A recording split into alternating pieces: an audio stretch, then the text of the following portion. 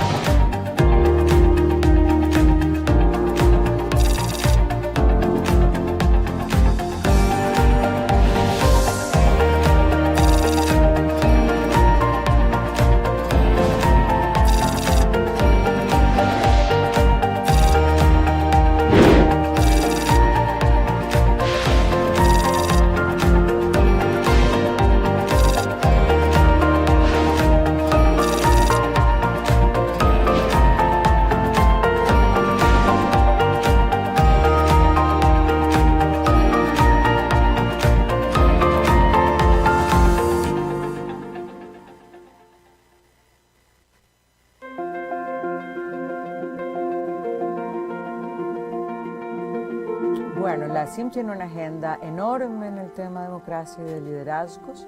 El primer ámbito tiene que ver con la gobernanza electoral, para que esta gobernanza electoral responda a las necesidades con las que fue creada, y es buscar los espacios de redistribución del poder. Después hay un programa interamericano sobre el liderazgo de las mujeres, donde generamos conocimiento y también tenemos cursos de capacitación. Hay un poderoso curso que ha llegado a más de 1000 mujeres con más de 15 ediciones, que es para candidatas electorales, en las cuales conversamos con ellas, pero también nos ponemos en una agenda de solidaridad y articulación y alianzas entre las mujeres, a pesar de las múltiples diferencias ideológicas o de partidos políticos.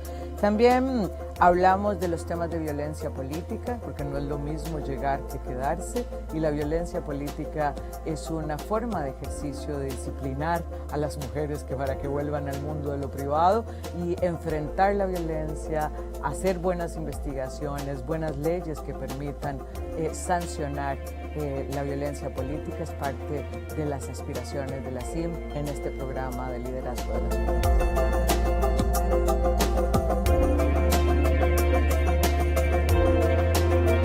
La aspiración histórica de las mujeres es estar en el mundo del público, que nuestro trabajo sea remunerado y que tenga un reconocimiento. COVID ha puesto en evidencia una profundización de las brechas existentes para el logro de este objetivo. Estas brechas existentes ahora dan cuenta de que podríamos tener un rezago de más de 2 décadas en el mundo laboral. Que el cierre de brechas, que se previó que podía tardar 100 años en cerrarse, ahora se habla de 135 años para cerrar la brecha entre los hombres y las mujeres. Entonces nuestro objetivo es que miren el derecho de las mujeres al empoderamiento económico, que el statement "quédate en casa", que es un viejo conocido del patriarcado, no sea que nos quedemos en casa siempre, y que entendamos que la inserción de la mitad de la población, de este talento humano que tiene una serie de ventajas competitivas, es necesario para el crecimiento económico. De manera que la CIM está colocando esta realidad, está colocando las necesidades de las mujeres y está haciendo unas recomendaciones de rutas para poder cumplir con el derecho al empoderamiento económico y con el crecimiento económico que requieren nuestras empobrecidas economías en tiempos de COVID.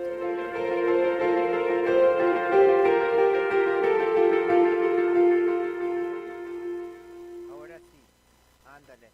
Entonces, Kelly, ¿ya le paso la palabra a Kelly? Sí.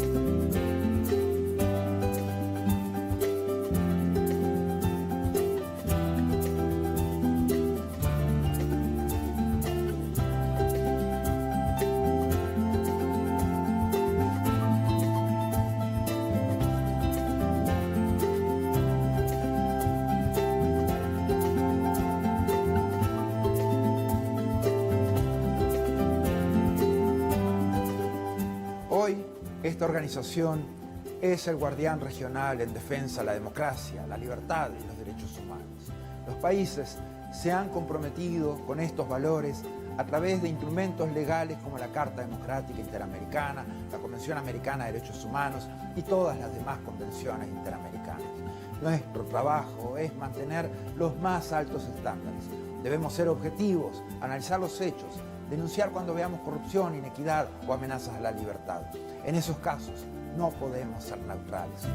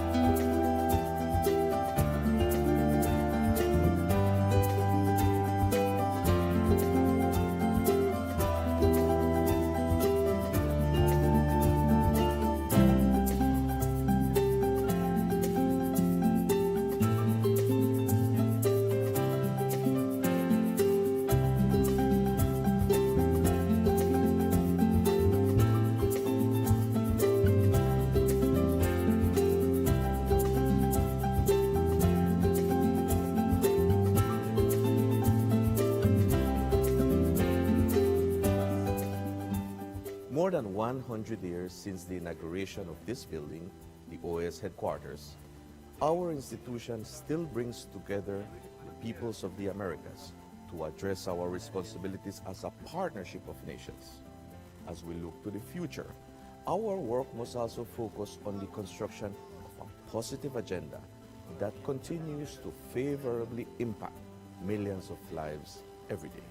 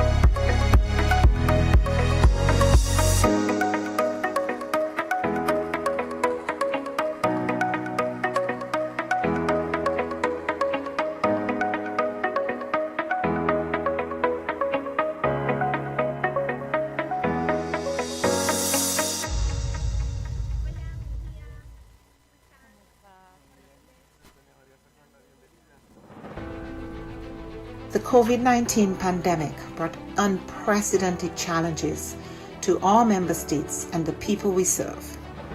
In response, the OAS Secretariat for Integral Development adopted a three-pronged approach by 1. Adjusting our portfolio of existing projects, 2. Exploring new projects to meet emerging needs, and 3. Expanding multi-sectoral partnerships. The results achieved in 2020 demonstrate the resilience of our member states and the commitment of the OAS SETI to work with member states and partners towards our common goals in the development of our region. Our Network on Competitiveness launched the COVID-19 Ideas Accelerator, sharing 250 tools, health solutions, responses, and recovery plans. The Network for Labor Administration published a portfolio of responses from ministries of labor to COVID-19, sharing over 420 measures taken to protect workers, employment, and income. Likewise, the Inter-American Teacher Education Network series, Teaching STEM in Quarantine, provided 117,000 teachers with key tools to continue advancing STEM education during the pandemic. Through its network and platforms, the Inter-American Committee on Ports promoted international and national best practices, guidelines, protocols, and recommendations on COVID-19 safety measures and continuity of logistic operations. Initiatives such as the Education in Times of Change platform allowed us to meet urgent needs by offering timely tools on virtual education and a dedicated space for ministries to share strategies, actions, and solutions. Other programs such as the Row Fund stepped up, providing emergency grants to offset the challenges imposed on our students by the pandemic. SETI's partnerships are adding value to member states in the form of technical assistance, training, and access to tools and services. In partnership with leading private sector institutions, we offered micro, small, and medium enterprises access to online tools and training, increasing their visibility and participation in e-commerce, a key to their survival and growth in the pandemic and post-pandemic era. A new OAS SETI Facebook initiative provided 85,000 MSMEs across the region with capacity building opportunities and WhatsApp business tools to aid response, recovery, and resilience building. The Caribbean Small Business Development Center's program achieved real impact, supporting new businesses, expanding sales, and driving growth. A new network of Caribbean SPDCs will broaden the program's reach. The Inter-American Committee on Tourism, the C2, convened ministerial-level policy dialogue in an urgent response to the impact of the pandemic on the hard-hit tourism and hospitality sectors. Policymakers and experts discussed biosanitary protocols, travel and visa facilitation, among other critical areas for the sector's recovery.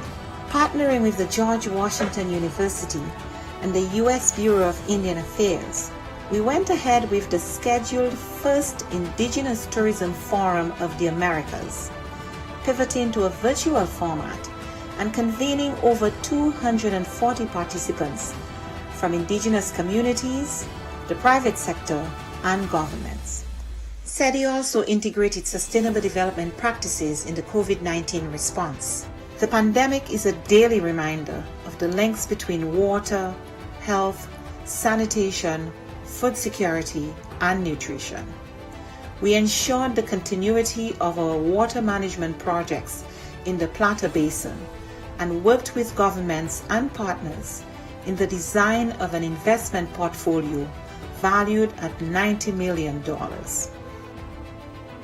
Additionally, the Energy and Climate Partnership of the Americas continued to share relevant best practices and responses to the pandemic on energy and air quality. These few examples indicate our collective impact. We cannot do this alone.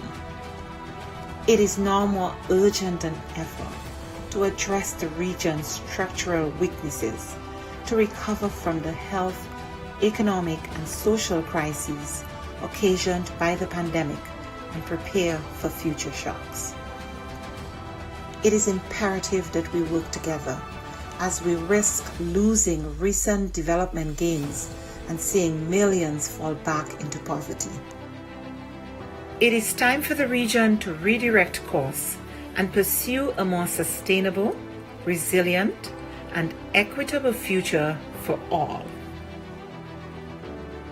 We are in this together. But the resilience building agenda is too big for any one stakeholder to address acting alone, and simply bringing together stakeholders, whether at the national, subnational, regional, or global level, is not enough. Effective, focused, and sustained coordination among stakeholders is paramount to provide countries with integrated and comprehensive support. The OAS, as a hemispheric forum and honest broker, must continue to facilitate this process while we work with member states towards the attainment of the 2030 Sustainable Development Agenda. Cooperation, collaboration, and partnerships that include all actors strengthen us, enabling us to be more than the sum of our parts. We can and we must work together. The future of our region depends on it.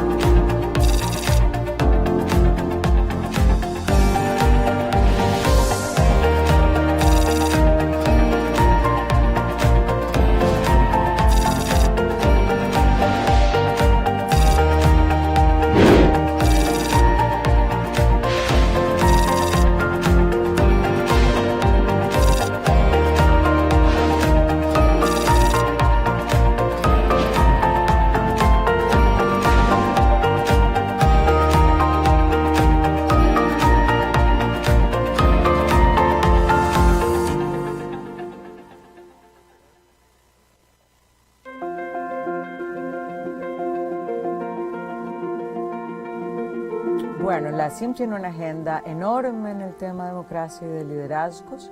El primer ámbito tiene que ver con la gobernanza electoral, para que esta gobernanza electoral responda a las necesidades con las que fue creada, y es buscar los espacios de redistribución del poder. Después hay un programa interamericano sobre el liderazgo de las mujeres, donde generamos conocimiento y también tenemos cursos de capacitación. Hay un poderoso curso que ha llegado a más de 1000 mujeres con más de 15 ediciones, que es para candidatas electorales, en las cuales conversamos con ellas, pero también nos ponemos en una agenda de solidaridad y articulación y alianzas entre las mujeres, a pesar de las múltiples diferencias ideológicas o de partidos políticos. También hablamos de los temas de violencia política, porque no es lo mismo llegar que quedarse, y la violencia política es una forma de ejercicio de disciplinar a las mujeres para que vuelvan al mundo de lo privado y enfrentar la violencia, hacer buenas investigaciones, buenas leyes que permitan sancionar la violencia política. Es parte de las aspiraciones de la CIM en este programa de liderazgo de las mujeres.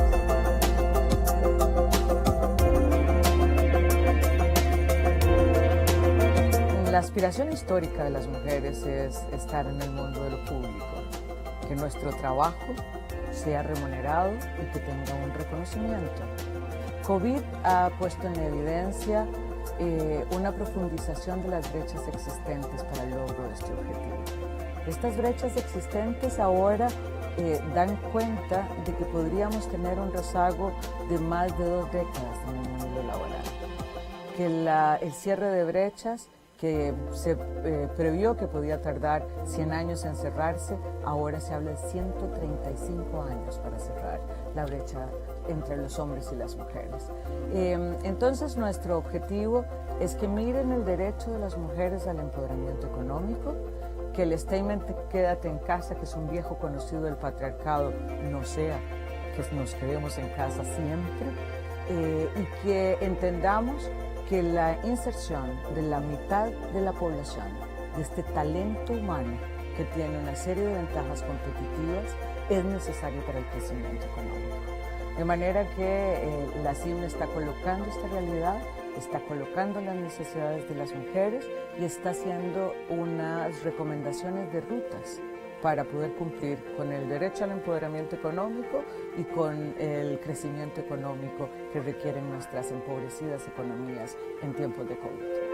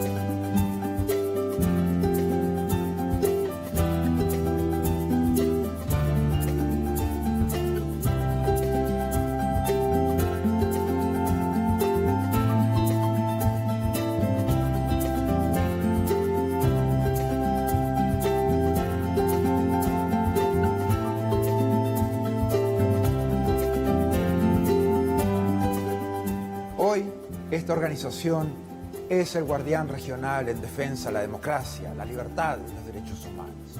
Los países se han comprometido con estos valores a través de instrumentos legales como la Carta Democrática Interamericana, la Convención Americana de Derechos Humanos y todas las demás convenciones interamericanas.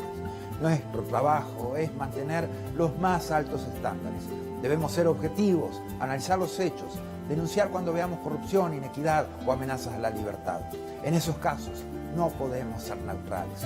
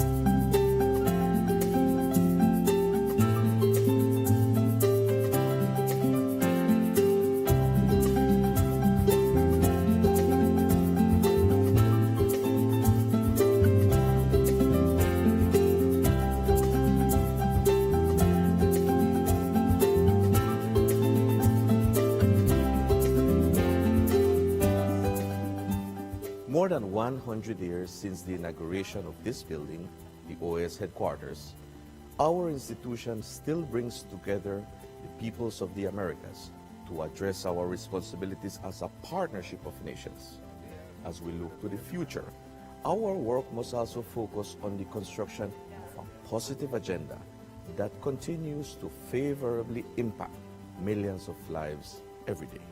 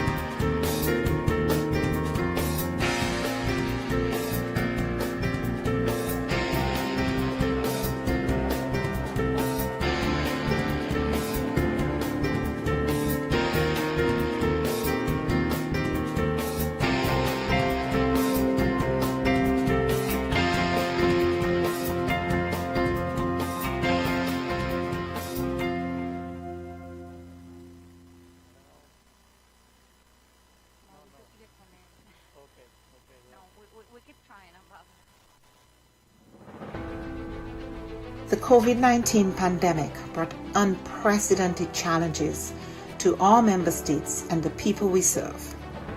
In response, the OAS Secretariat for Integral Development adopted a three-pronged approach by 1. Adjusting our portfolio of existing projects, 2.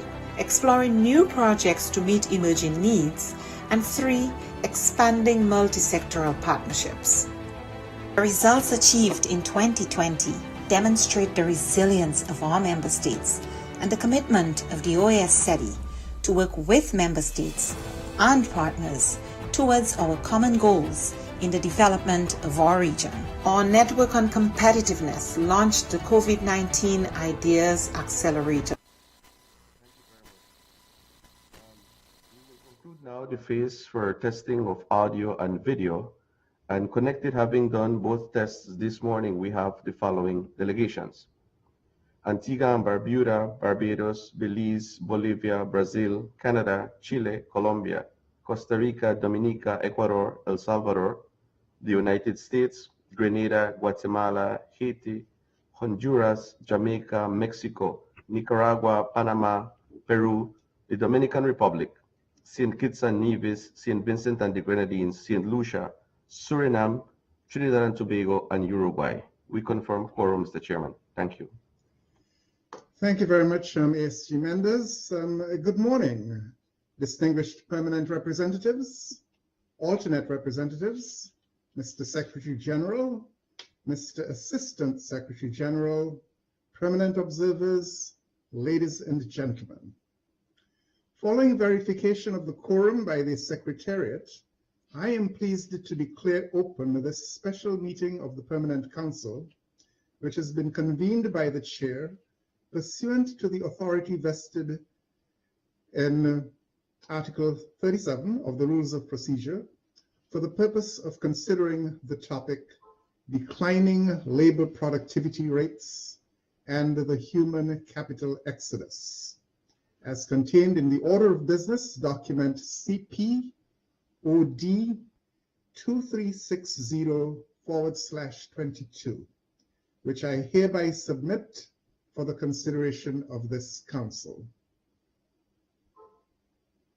There being no observations or concerns, we will proceed to adopt it without amendment. Dear colleagues, as I stated in the work plan for the Permanent Council under the chairmanship of St. Kitts and Nevis, a few selected matters of great concern to our hemisphere will be addressed. One such important matter of continuing concern is the declining level of productivity in our member states as measured by output per manner. In its very simplest terms, the volume of goods and services produced by each individual has been declining at a disturbingly rapid pace over the past 30 years. And this is the data that's being reported by ECLEC and others.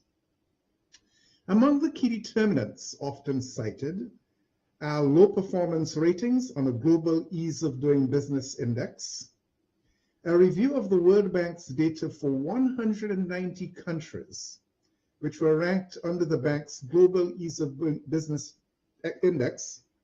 It shows that only 12 of our 34 OAS member states were counted among the top 100 countries. And among this group of 12 OAS member states, there are only 2 CARICOM member states that have made the global top 100 list of countries, which have demonstrated the ability to provide a measure of ease in doing business. The last regular session of the OAS General Assembly was held under the theme Towards Renewal in the Americas. In this context, and as a direct response to building back our economies and making them more productive and more efficient in the wake of the COVID-19 pandemic, OAS member states are urged to redouble their work efforts to enhance productivity and efficiency. Other factors that influence our productivity levels include poor government arrangements and limited innovations in technology. The damaging effects of these factors are an increase in the cost of doing business, the cost of producing goods and services, a reduction in the volume of highly valued goods and services brought to the marketplace, and an increase in our level of imports. In combination, these factors are harmful to our economies. They trap our member states at low rates of income and economic growth, leaving each, without exception, operating far short of their full productive potential. These debilitating factors are intensified during a major economic contraction. They stand in the way of a vibrant economic recovery from the global pandemic. Within this context, today, we will hear from experts on the topic of declining labor productivity and attendant human capital exodus. Each analyst will be allowed 15 minutes to deliver their initial presentation. Thereafter, I will open the floor to a question and answer session. At the outset, I would also like to inform delegates that Dr. Andrew Salih will not be able to join us until 11:10 a.m. due to an unavoidable work commitment. If delegates have no objection, I will offer him the floor when he actually connects with us. Having said that, I am now honored to open this panel discussion with the initial presenter, Dr. William F. Mahoney, Chief Economist for the Latin American region and the Caribbean region of the World Bank. Dr. Maloney joined the World Bank in 1998 as Senior Economist for the Latin American and Caribbean region. He held various positions, including leader economist in the Office of the Chief Economist of Latin America. He was lead economist in the Development Economics Research Group, Chief Economist for Trade and Competitiveness, and Global Lead on Innovation and Productivity, the very subject that we are discussing today. He was most recently Chief Economist for Equitable Growth and Finance. From 2011 to 2014, Dr. Maloney was visiting professor at the University of the Andes, working closely with the Colombian government on innovation and firm upgrading issues. Dr. Maloney received his PhD in economics from the University of California at Berkeley, and in 1980, his Bachelor of Arts degree is from Harvard University, and he also studied at the University of the Andes in Bogota, Colombia. His research activities and publications have focused on issues related to international trade and finance, developing country labor markets, innovation and growth, including several flagship publications about Latin America and the Caribbean. Dr. Maloney, welcome to the OAS Permanent Council. You have the floor, sir.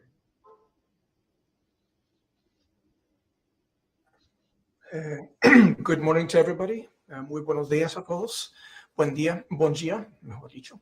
I'm very pleased to be here. Thank you, Ambassador Hull, for this kind invitation, and to all of you for convening this session on what is, I think, the critical topic for our region going forward. I'm going to pop up some slides. Let's see if I share screen.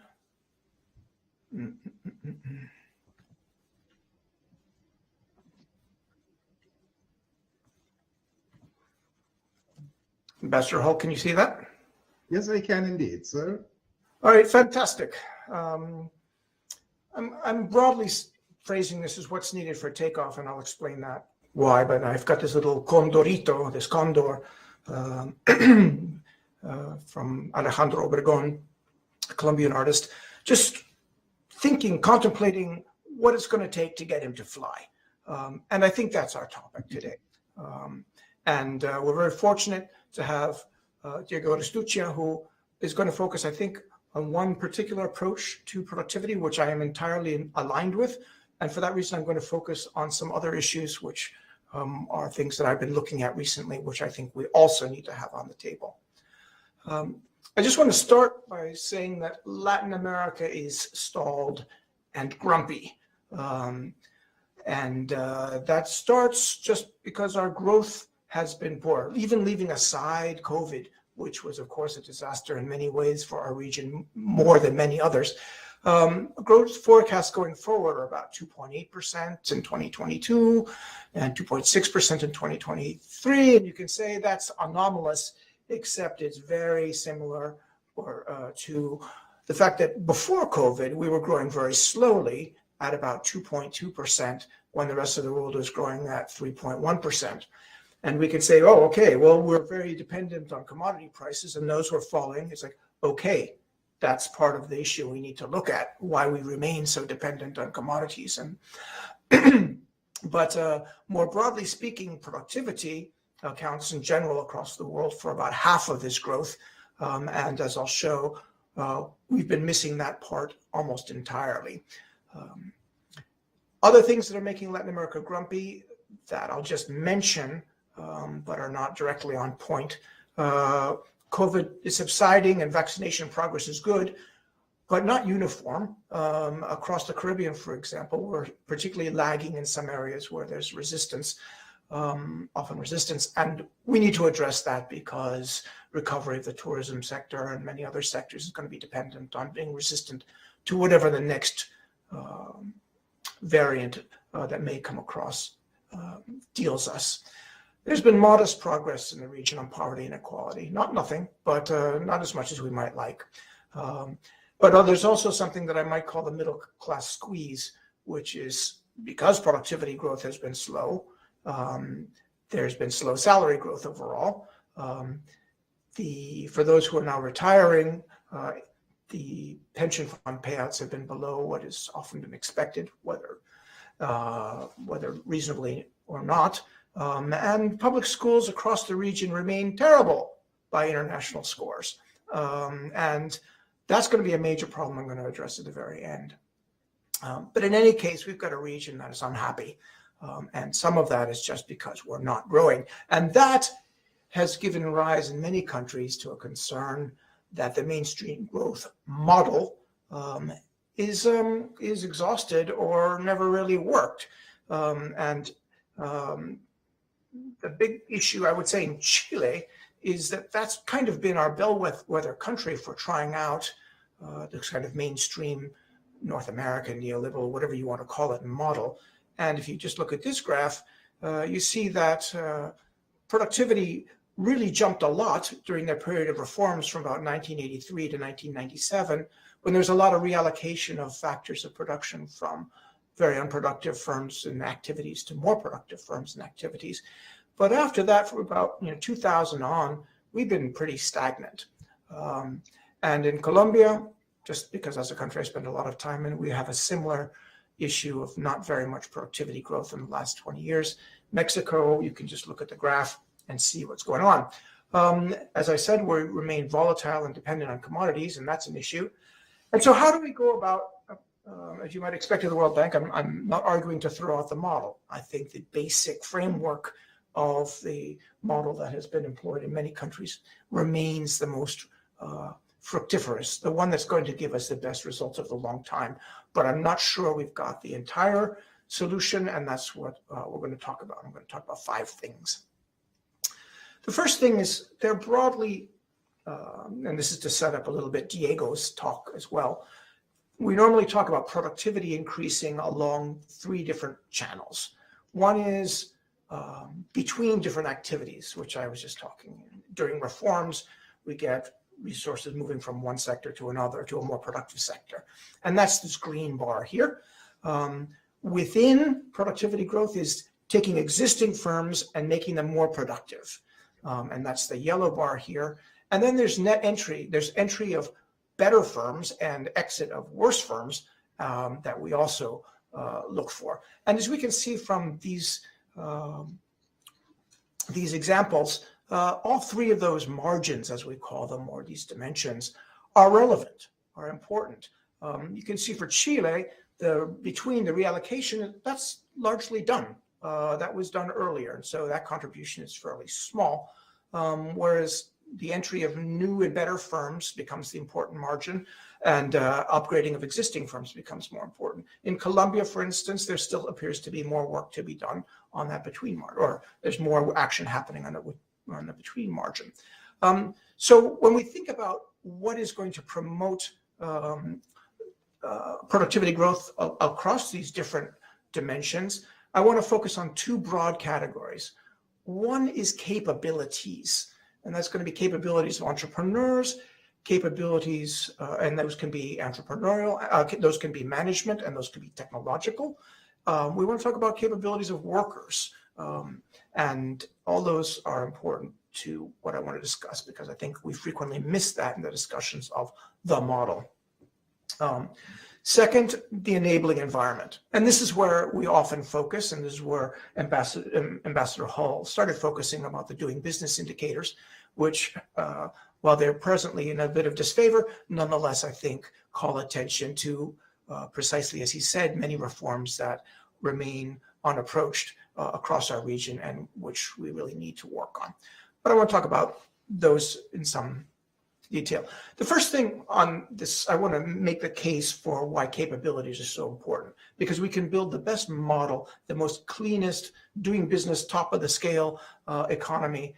But what I want to argue is if we don't have certain other things, namely very literate entrepreneurs, technologically literate entrepreneurs with a lot of support from an innovation system and an entrepreneurial system that will help them succeed, we may not get as much out as we would like.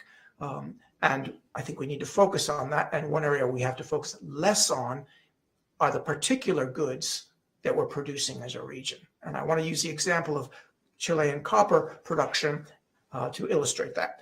First thing is, this is ancient history, but we're all from the region, we like history. And we see that in like 1860, 1870, Chile was the largest producer of copper in the world. It had about 40% of the market.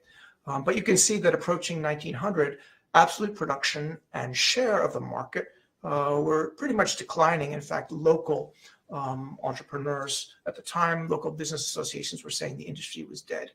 But it clearly isn't dead now, right? It isn't. You can see that going forward from 1900, production really picked up and the share of market gained as well. Now, what was the difference? Because what we have to register here is the exact same product that was created 14 billion years ago, just after the Big Bang, and has changed relatively little, had 2 very different impacts on development. And I want to say that the big change was the introduction of new technologies like the Bessemer process that allowed a much more efficient production and discovery process. And that is what made it possible to compete with other countries like Spain, which were introducing exactly those processes. So the message from this is the development impact of the same good can be radically different across time. But I also want to highlight that it can differ across place. In the United States, Gavin Wright says, we became a learning nation partly through copper production. We don't normally think about that, but in his article, Can a Nation Learn? He says, yes, and the United States precisely leveraged copper. It established universities around mining, and I'll highlight UC Berkeley, not only because it's my alma mater, but because it's going to play a role a little bit later. The Columbia and Colorado School of Mines, all of these were critical for developing capabilities in metallurgy and chemistry that provided the foundation for subsequent diversification. And in fact, the US companies that developed these capabilities were precisely the ones that introduced the new technologies into Chile's copper mines after 1900 and pretty much spearheaded the process until Codelco was established in 1976. So again, this process of developing capability, technological capabilities, and applying them to copper was key. There's a picture I love from Montana. There's Wisdom straight ahead, the town of Wisdom, the town of Anaconda, where the Anaconda mines are. And these are actually complementary. You have to apply wisdom precisely to our copper. The second counterexample I just want to put up because I wanted you to go home with it in your head, that the second largest copper exporter after Chile in the mid-1800s was Japan. And the copper industry gave rise to numerous zaibatsu, they're mega firms that propelled growth. Sumitomo, you may have heard of Sumitomo Bank, was started as a copper company by the father of copper, Masatomo Sumitomo. Hitachi came out of developing the motors for Hitachi copper mine. Fujitsu, now the fourth largest information company in the world, was started by the Copper King. The question we have in the Latin American and Caribbean region is then, well, we've had copper, we've had mining, we've had all these things. Where are our big companies like those? Where's our Sumitomo, our Hitachi, our Fujitsu in this sector or any other sector, including manufacturing? And I want to argue that, part of that comes because we had trouble and we continue to have trouble adapting and inventing new technologies. In this particular picture, I have GDP per capita on the x-axis, and on the vertical axis, I have engineering density, number of engineers per capita, essentially. And that blue line shows you that Chile, Argentina, Sweden, and Denmark, and the US South were all pretty much the same level of income in 1900. But you can see that Sweden and Denmark had 5 times as many engineers per capita as Chile and Argentina. And that is just a story about the whole region. And I have a more updated graph that I should put in, but I also have a Caribbean country or two, but we didn't have much there either. Okay, so fundamentally, I would say that what we want to conclude from these previous 3 slides and this is it's not just so much the products you're making. It's whether you have this technological capability to leverage them. And as I was saying, it's not just in natural resources, but we look at Mexico and Korea, which started producing electronics in the same time period, and yet we don't have a Telefono Azteca. We don't have a Samsung Galaxy analog anywhere in the region. And we have to ask our question, why? Not in copper, not in electronics, what are we missing? And I think this, fundamentally, if we want to explain the copper example, Latin America entered the second industrial revolution unarmed, and going to the fourth industrial revolution, we remain low along every measure of innovation, and we have to rectify that. Second thing I want to stress is capabilities of entrepreneurs to take risks and manage products. And this table shows the share of significant businesses, we're not talking micro firms, that were started by immigrants. And you can see that immigrants dominate. That's Argentina had 80%, Brazil, Sao Paulo had 50%, Chile is 70%, and Colombia, Barranquilla, 60%, Santander is 50%, Mexico is 50%.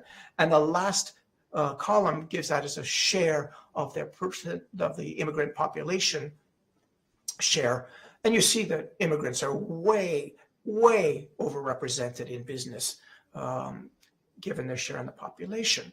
And this raises the question, well, then it can't be entirely the business climate, and it can't entirely be the institutional structure. There has to be some kind of human capital that these guys had that allowed them to take a look at the situation and say, oh, I can do this here. Let's do it. That the locals weren't doing it. Now, there's a whole literature on culture. Okay, I want to step away from that for a second because there's a lot of evidence that Latin America and the Caribbean had a lot of entrepreneurial drive, but it started behind for a variety of reasons we can discuss, and it slipped as the technological frontier moved into the second industrial revolution. Chile developed the nitrate and copper industries during the peak. They did all the heavy lifting. 30 to 40,000 Chileans and Peruvians migrated to San Francisco during the gold rush and taught U.S. miners how to mine.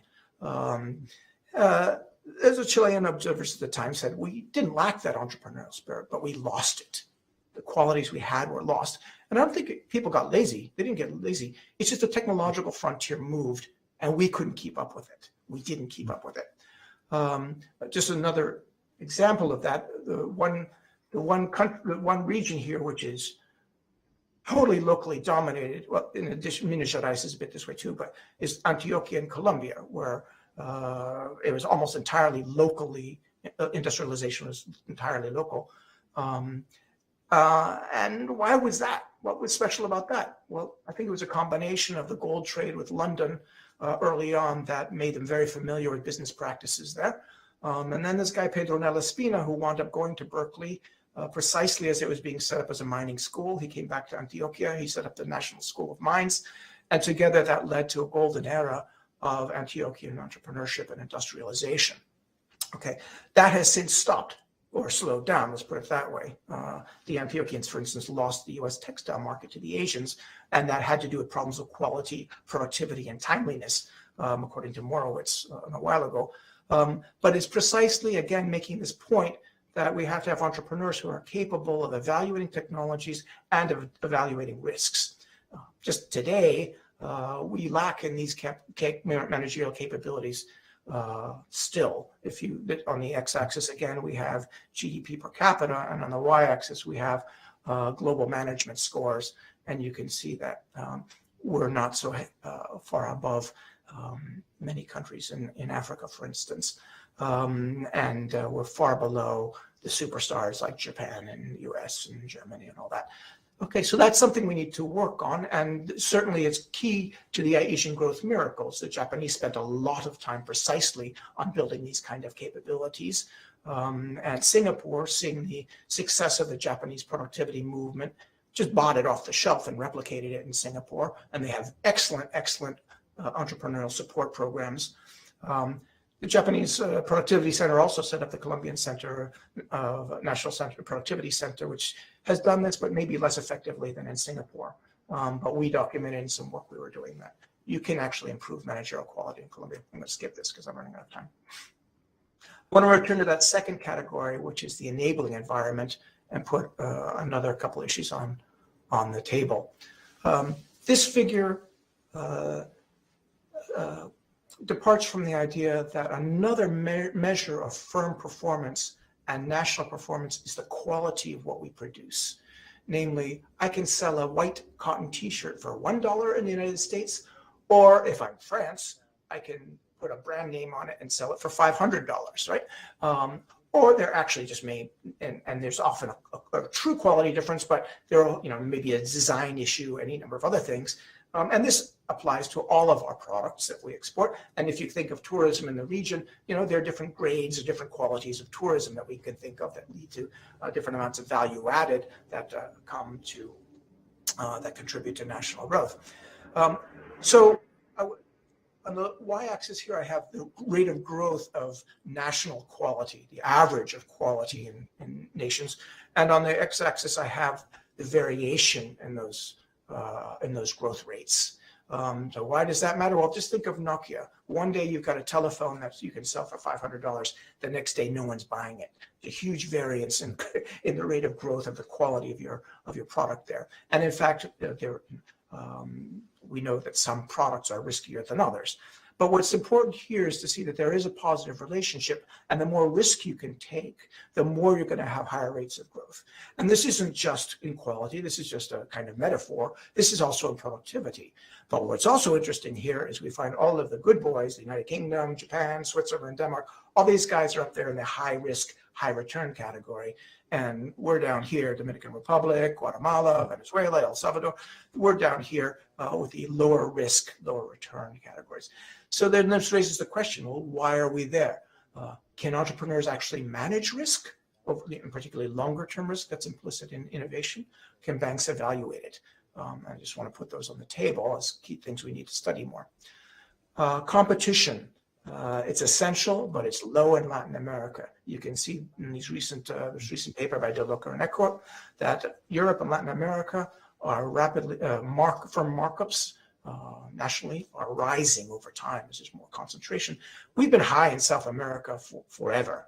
And you can see that the impact that a lack of competition can have.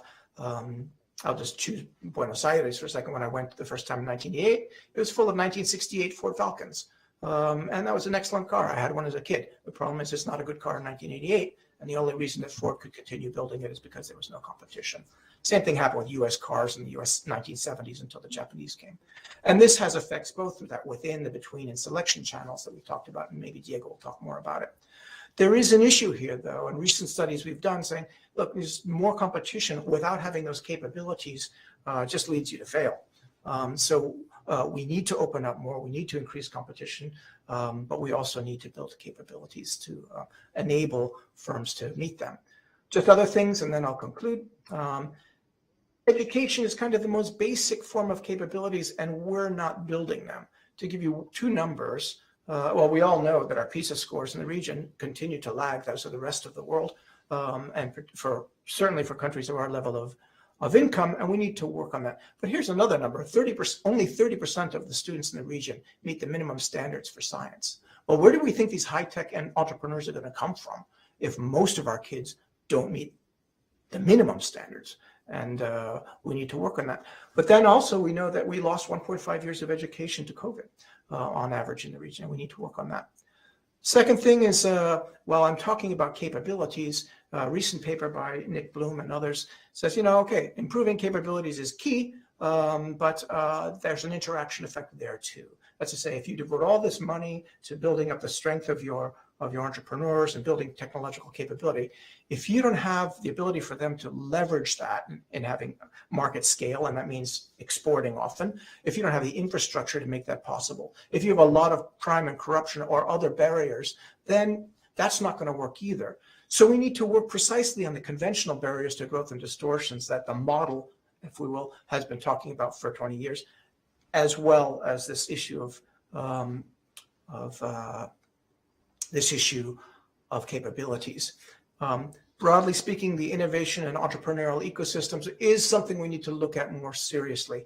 I would say, as a gross generalization, there is a delinking, for example, of what we're doing, what the kind of analytics and research that is done in universities and what is needed by the private sector. We find there's generally a low regard in the private sector for the quality of that, and there's very few linkages. That is, in Scandinavia or in Asia, that would be seen as a really bad situation. And anybody who knows the US economy and sees the role of exactly UC Berkeley or MIT or Stanford in how we're presented, that needs to be addressed. But it's not as easy as just copying what the US or what Finland is doing. For us, and this is the hideous slide that I will leave you with as homework, we have to deal not only with the kind of market failures that are relevant to the innovation literature, but all of these things that get in the way of firms accumulating factors of production, including the accumulation of knowledge, and that's the macro context, the competitive structure, the trade regime. All of that is key. The firm capabilities that I was talking about, all this on the right-hand side, that's all key. On the left-hand side, all the stuff I was just talking about in terms of the domestic science and technology system and all that, that's key. We need to work on all these fronts in our economies because we're not Sweden. A lot of these things work nicely in Sweden.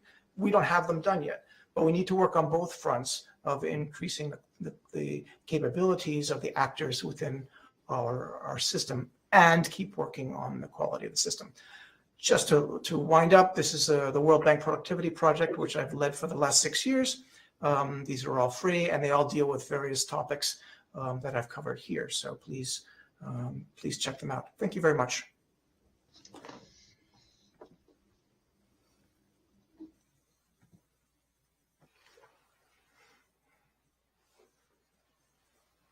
provided us with substantive food for thought.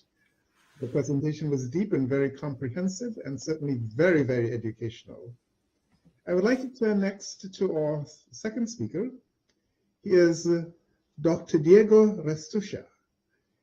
He's a professor of economics and a Canada Research Chair in macroeconomics and productivity at the University of Toronto, and a research associate at the National Bureau of Economic Research in Cambridge, Massachusetts. Professor Restucha, his research lies at the intersection of macroeconomics, development, and labor economics. His recent work focuses on the role of resource allocation across firms or sectors in accounting for their macroeconomic outcomes. His work has appeared in leading economic journals. Professor Restucha received a PhD degree in economics from the University of Minnesota and an undergraduate degree from Andre Bello Catholic University in Caracas, Venezuela. He was born in Montevideo, Uruguay, but was raised in Caracas. Professor Restucha, welcome to the OAS Permanent Council. You have the floor, sir.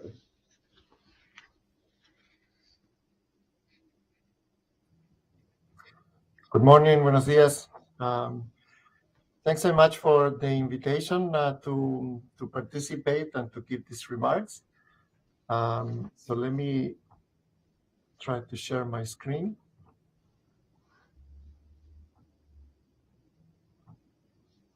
I hope you see that. Before I start, if I could confirm that you see my pointer moving? Yes, I do. Okay. Thanks very much. So I would like to offer some remarks on productivity and the way I want to organize these comments. I will first give you some facts, 3 facts on development that I think are important for us to consider in why we think it's important to focus on productivity as a means of achieving higher levels of standards of living in the region. So then I'll turn into the specific of some Latin American economies, and I would then show you specific data for Latin America that shows that, in fact, the low levels of income in Latin America boil down to a productivity problem. And then in the last part, just to talk about what may be, what factor may be behind this productivity problem that Bill characterized so well in terms of the different dimensions of this productivity problem. And I will focus on the role of the allocation of resources across firms or across economic activities that may be partly responsible for that low productivity in the region. So let me start with just a bird's eye view of some of these development problems that Bill characterized already. But if you look at comparable measures of GDP per capita across economies, and you look at, you organize them by, here I have them by decile. So these are the 10 will be the 10% richest economies in the world, whereas 1 will be the poorest 10% countries in the world. And what you see plotted here is just the relative average GDP per capita of those countries in all these deciles relative to the United States. So it just shows two facts that were alluded already, and it's specific for Latin America. But this is a broader problem in the world that relates to very large differences in income. So if you look at the poorest economies, they're about 2 or 3% of the GDP per capita in the United States. While here at the top, so the US will be 1, but these countries in average will be about 80%, or were 80% in 1960, and have caught up to almost 1 in 2010. So you see 2 things: the big dispersion in income across countries, and that these disparities have opened up over time. The same way we see it for Latin American economies is happening for the world as a whole. And so that's the first observation that we really need to understand what's driving both the large disparities and increased dispersion in productivity. Now, the second fact is what I want to argue, and that's why the focus on productivity coming from kind of the policy and the institutional framework in the countries is that these differences are arising from that institutional environment or the policy environment. In some ways, a positive perspective on the growth problem. And so to see this, what I have here is the GDP per capita of countries relative to the United States from 1960 and how that has changed over time. And I say it's a positive view because at any point, and in particular in these examples I've chosen here, I've chosen countries that were at similar levels of income in 1960, but that had a very different performance in terms of convergence to the frontier economies. So at the lower end, you have examples like Botswana and Ethiopia that some are able to produce an important process of growth, where others economies don't. You have, the divergent pattern of Malawi versus China and Korea that are able to do it, or Zimbabwe, Singapore. Almost at every point you see that, and so it's not something that it's not an endowment problem that says that certain countries are just stuck in poverty, but there's something that changes in these economies that allow the growth to happen. And if we figure out what those factors are, then obviously we have that positive perspective. This table only shows you some examples, but if you look at all the countries in the world, and here is 1960, 2011, and the blue line, the solid line, is just the 45-degree line, meaning points in the blue line will be countries that are in the same relative income position in 1960 than in 2011, whereas countries that are above that line are countries that are able to improve the relative income position or are growing faster than the US, versus countries below the line will be countries that are losing in relative terms.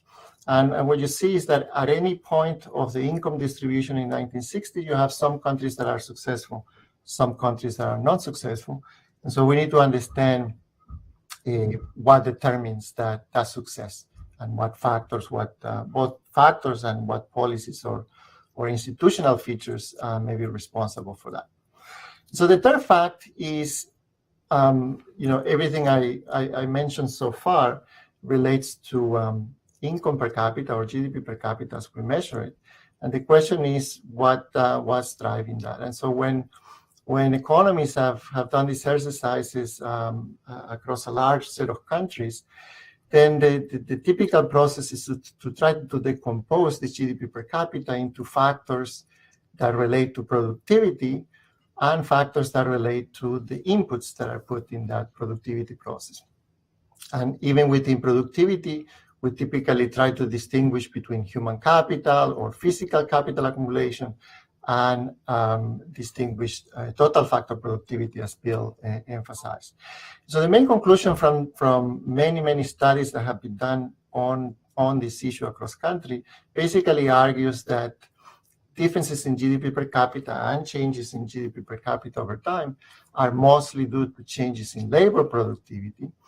And then when we go inside that labor productivity, that is really about this factor, total factor productivity, that explains most of these changes. Of course, as total factor productivity changes, that also affects incentives for capital accumulation or for human capital accumulation. And so this becomes a very important component in understanding the differences in income across countries, as well as their performance over time. So for the particular case of Latin America, what can we say about their level of income and the changes over time?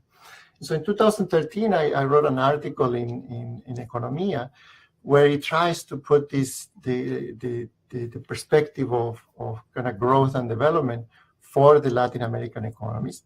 And so at that point, of course, I only had data until 2009. But as we saw from Bill's presentation, of course, this relative economic performance has not changed that much. And so in that study, I characterized the gap of, in the sample of Latin America that I had in this study, I had the 10 largest countries in Latin America. But I characterized it as GDP per capita being low and not having caught up with the United States. So in particular, for this set of countries, the average GDP per capita relative to the United States was 30% in 1960 and declined to 23% in 2009. And the question I ask in this article is, what are the factors that lead to that? And so is it productivity as we saw for the rest of the countries, or is it about other factors, human capital, physical capital, hours of work, or participation in labor market? And then once we figure out these elements, we can ask, why are these factors low? And this is critical in kind of the research on productivity, is that the more we understand what's the source of this income problem or development problem, the more we can go inside and figure out the policy framework or the institutional framework that may be hindering that particular factor. And so in decomposing, just as alluded earlier for across countries, the first step may be asking, is it a productivity, is it a labor productivity problem, or is it that perhaps there's too little labor in the market? And when you look at this from the perspective of these countries in Latin America, in fact, the problem is a labor productivity problem. That is that most of the gap in GDP per capita between Latin American countries and the US is a productivity problem. In fact, if you look at hours of work, it's slightly higher in these Latin American countries, and participation is low, but this factor does not account for much of the difference. Now, note that, of course, in terms of characterizing this income per capita, you may want to focus on the change over time, or you might want to focus on the gap. So as I said here, if you look at 30% GDP per capita in Latin America, it is a decline of 7 percentage points during this time period. Perhaps this has become worse in more recent times, but it's a 7 percentage points decline in relative performance. Another perspective is to think that we need to understand a 70% gap or even larger gap in terms of the level of income with respect to the United States. So in some way, you may want to understand why productivity is low and why it has declined when you compare to a benchmark developed economy. And so now if you go inside the labor productivity and you ask what factors may be responsible for that, human capital, physical capital measures, or this factor TFP. And so for this, you of course need to do more, get more information, more measurements about constructing measures of the capital stock and measures of the human capital stock. But when you do that, what you find is that, at least on physical capital terms, that the gaps are not big enough to account for this difference. In fact, in 1960, physical capital stock of Latin America was fairly comparable to international measures, and it has declined. So perhaps capital accumulation is one component about the decline, but it doesn't explain the low level of labor productivity. The other one will be human capital. This, of course, there's more detail here than I have time to discuss, at least in the opening remarks. But one of the key insights in the literature is about, human capital is not just how many years of schooling we have, it's about the quality of that schooling, as Bill mentioned. So one of the insights that is done in this literature to try to quantify the importance of human capital, once you account for the quality of the human capital that is produced, then what you find is a very tight relationship with income. And so using that, you can decompose the labor productivity problem into a TFP gap and a physical capital accumulation gap that takes into account the effect of this income on human capital. So when you do that, what you find is that for these two periods in Latin America, the biggest gap comes precisely from the gap on total factor productivity, on TFP. That is, obviously, that the gap on productivity will translate into lower capital accumulation, both physical capital as well as human capital. And so that will translate into a larger income difference. But the main source of that of those differences really comes from productivity. And when you take these numbers and you isolate what would be that TFP gap in Latin America compared to the United States, basically tells you that it must be around 60% in 1960, about 66% in 2009. So what that says is that there's really, what we need to understand is a gap of productivity between 30 and 40% between Latin America and the United States. And that even though that gap doesn't sound too big, but that gap translates into gaps in physical capital, translates into gaps in human capital and other factors. And so the key question is then, what accounts for this gap in total factor productivity that I just mentioned? So one explanation that I think is fairly obvious, and it came very vividly in Bill's presentation, is that poor countries are just slow in adopting advanced technologies or innovating and adapting best practices. It could be the management practice that Bill talked about. Now, of course, what happens is that many times we have trouble understanding what's driving that slow adoption or that lack of adopting these best practices. So I'm going to focus on another, what I think is a complementary explanation that relates to how resources are allocated across firms or in general across activity in poor economies, what I call misallocation, or what the literature calls misallocation. And one reason why I think this is important is that to the extent that resources are not allocated to the best uses in an economy, that's going to depress aggregate productivity. So that there's a direct importance of that in terms of productivity. But I think another component is that whatever policies and institutions are created that problem of resource allocation, that could become a disincentive to adopting those advanced technologies and best practices. That is, there is a connection between misallocation and those other factors that we generally talk about, the growth and innovation. So everything could actually be driven by the same underlying policies and institutions. So what do we know about this misallocation? There's many factors that can lead to this regulation that is applied differentially across production units, discretionary provisions, firing costs, size-dependent policies. Actually, I think it's important to understand that many times these policies are not meant to be, to create misallocation, but, in practice, for example, a regulation may be applicable to all producers, but ends up being enforced more heavily among some producers, and that creates that misallocation, and so that connects to informality. Industrial policy, land institutions, financial frictions, trade restrictions. There are many examples on this that I don't have the time to discuss, but that these are reviewed both in the work that Bill discussed already, and that Carmen Pajes took in this book, The Age of Productivity at the IDB, where she shows a lot of evidence of this misallocation in Latin American economies.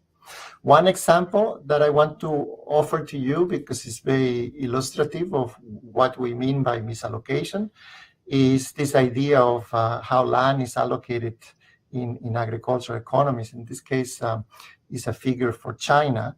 And what it's showing you is the amount of land that is operated by farms in the Chinese economy, comparatively to the productivity of those farms.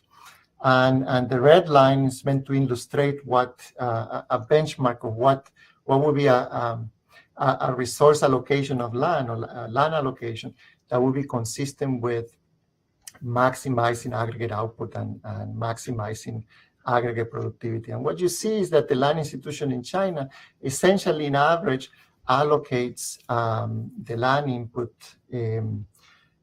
equally fairly equally across farmers. And so there is a decoupling between the amount of land that is operated by farmers and the amount of and their productivity, and that depresses aggregate productivity. And this is quite significant. So just as an example, if you were to move from kind of this flat relationship on the land allocation to the red, agricultural TFP in China would increase by 24% within very narrow geographical areas, and about 50% if you look at it nationwide.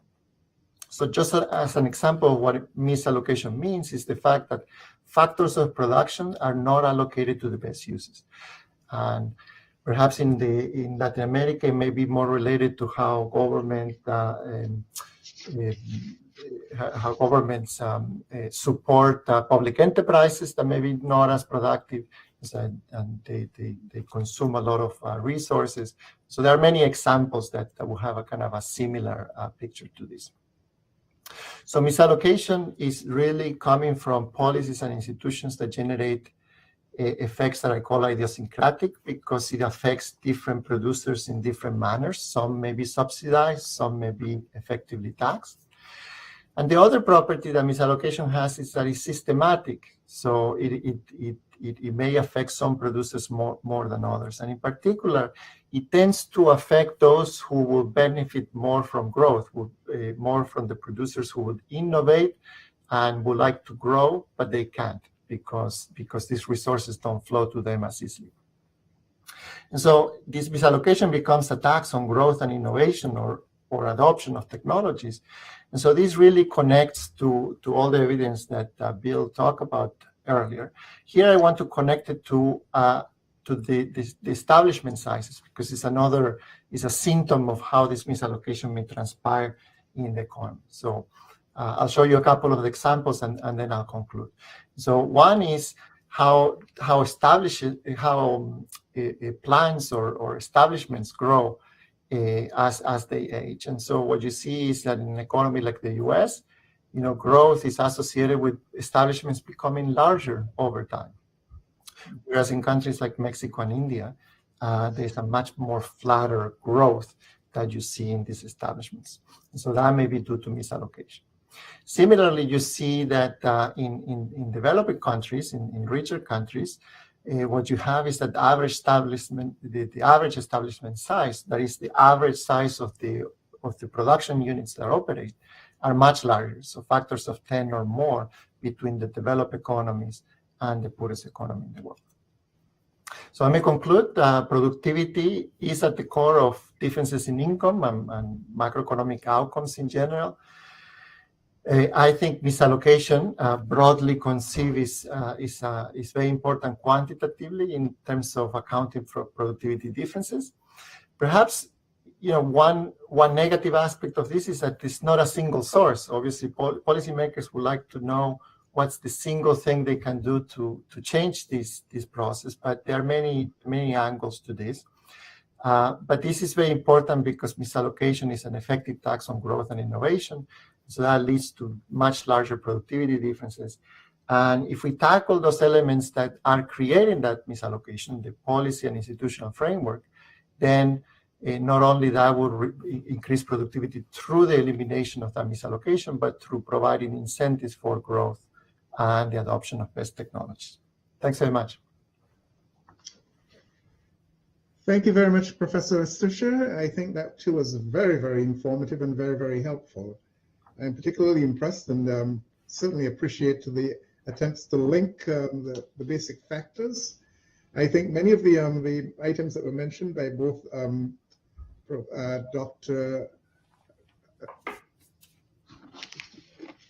by the first presenter and you very, very similar in some ways in respect to the focus on technology, the focus on competition. That was very, very interesting, I think. Focus on education, the management practices. I think you ended up there to some extent, Diego. And so that I think that we do have a few minutes ahead before we receive the next presenter. And perhaps this might be a good time to possibly have those persons who may wish to offer a comment, offer them at this time with the understanding that when Dr. Selly comes in about 10 minutes, we would like to be able to shift to him to have him give his presentation. He's, of course, the head of the National Immigration Institute, and I think it would be very important to hear from him as well. So at this point, I'd like to open the floor to the delegates to have the benefit of their questions. I see we have Washington Abdallah and then Hugh Adsett from Canada. First, Abdallah, please. You have the floor.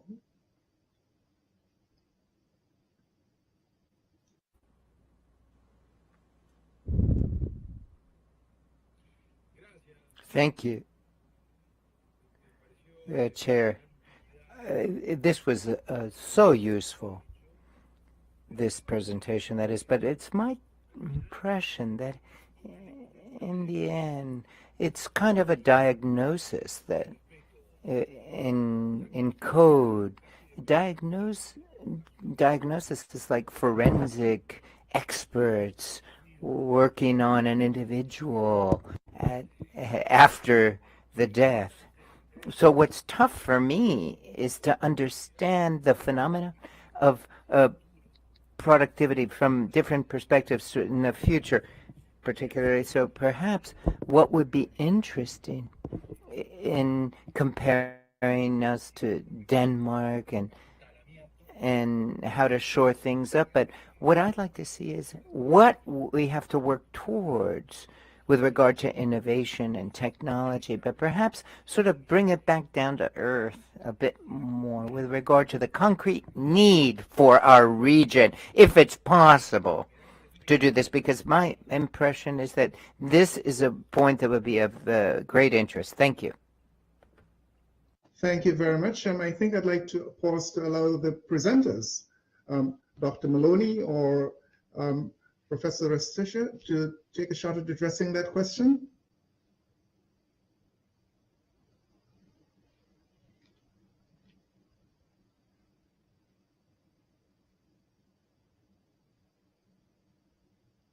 So I'll take a quick shot and then I'll turn it to Diego. The first thing I want to say is to emphasize how complementary Diego and my presentations are, in the sense that his stress on misallocation as being a barrier to, for instance, innovation and adoption of technologies is absolutely key. And in no way do I want to treat these issues of human capital accumulation or managerial upgrading and the like, or innovations, as being somehow independent, something that as a region we can just say, oh, we work on that, and we don't have to work on all the distortions, which we know are there. And so the focus on misallocation is to get to Mr. Abdallah's first point, that entire agenda of increasing competition, of reducing barriers from upgrading, to making sure things like financial sectors are actually functioning well and allocating resources well. That agenda remains foursquare in front of us the way it has for the last 30 years. I do think there are some additional things we want to throw in. And it's like, why, for instance, I mean, Chile has a reasonably clean microeconomy at this point. Okay, so why is managerial capability still so low by global standards? And here's one thing that came across in Stanford Professor Nick Bloom's work, where he asked, how good do you think you are as an entrepreneur, as a manager? And then you cross that with the objective measures of their entrepreneurial quality. And what you find is the worse manager you are, the better you think you are, right? You know, some of our countries are really convinced that they're awesome entrepreneurs, and they're really very terrible. And Singapore is the one country in the world that actually thinks it's worse than it is. Okay. Now, what does that tell you? That tells you that there's a huge information asymmetry. that if you're kind of not a very good entrepreneur, that means you don't even know where you are relative to the frontier and what you need to improve. And so that's why, so that information asymmetry, which you call that lack of information of benchmarking, I think motivates a lot of the efforts in Asia, for instance, to get firms into a system where they can benchmark themselves against other firms. So you notice that in Japan and in Singapore, the very first stages of managerial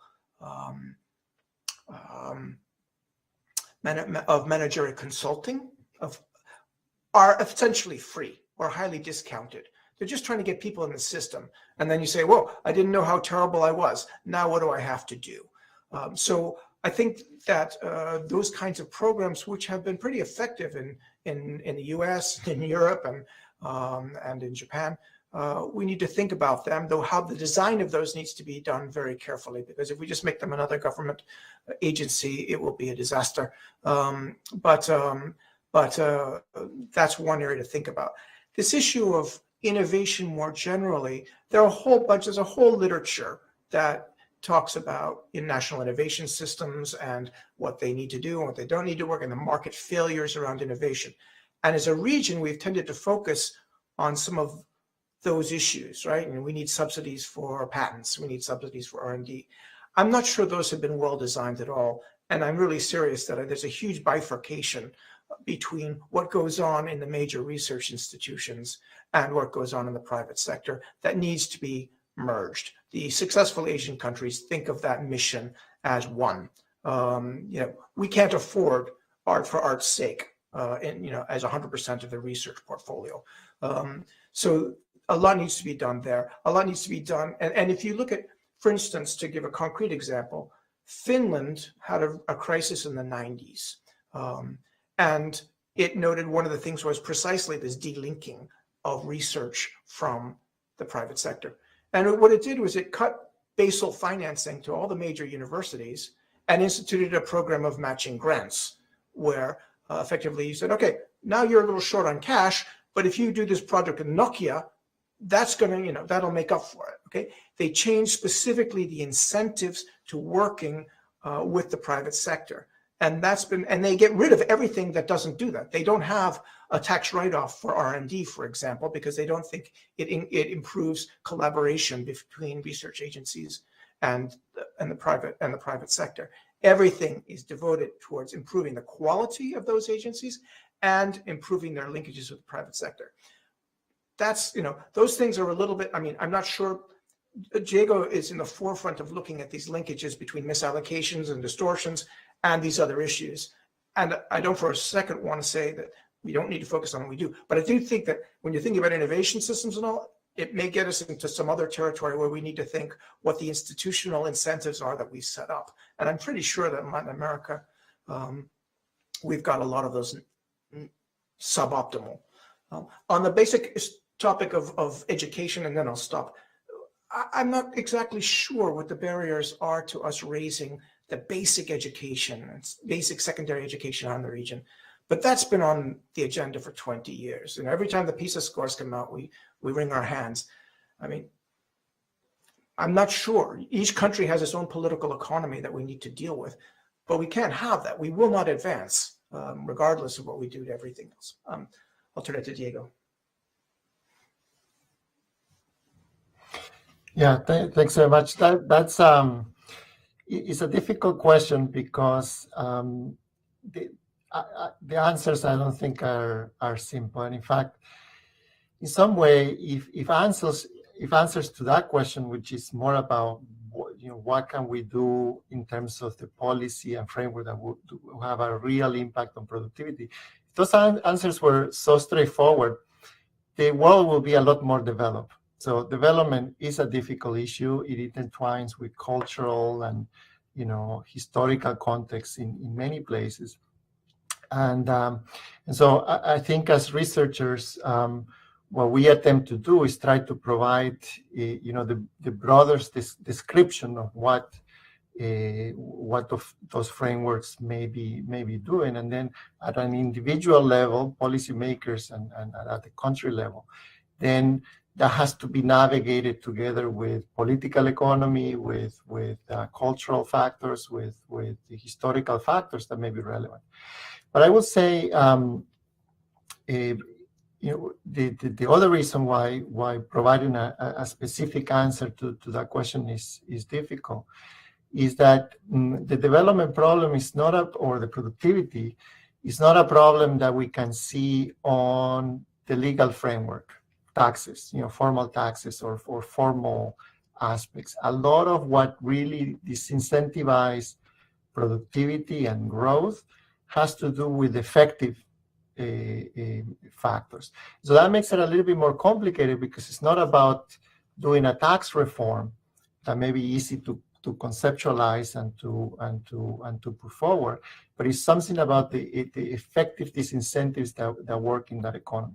So I'll give you one very simple example, but of course the idea is this applies to many issues. So imagine an economy that has a land institution that is very egalitarian. In fact, individuals are not owners of their land; they just have use rights of them. So this is very common in countries like China or Africa, and now some of these countries are trying to move away from that.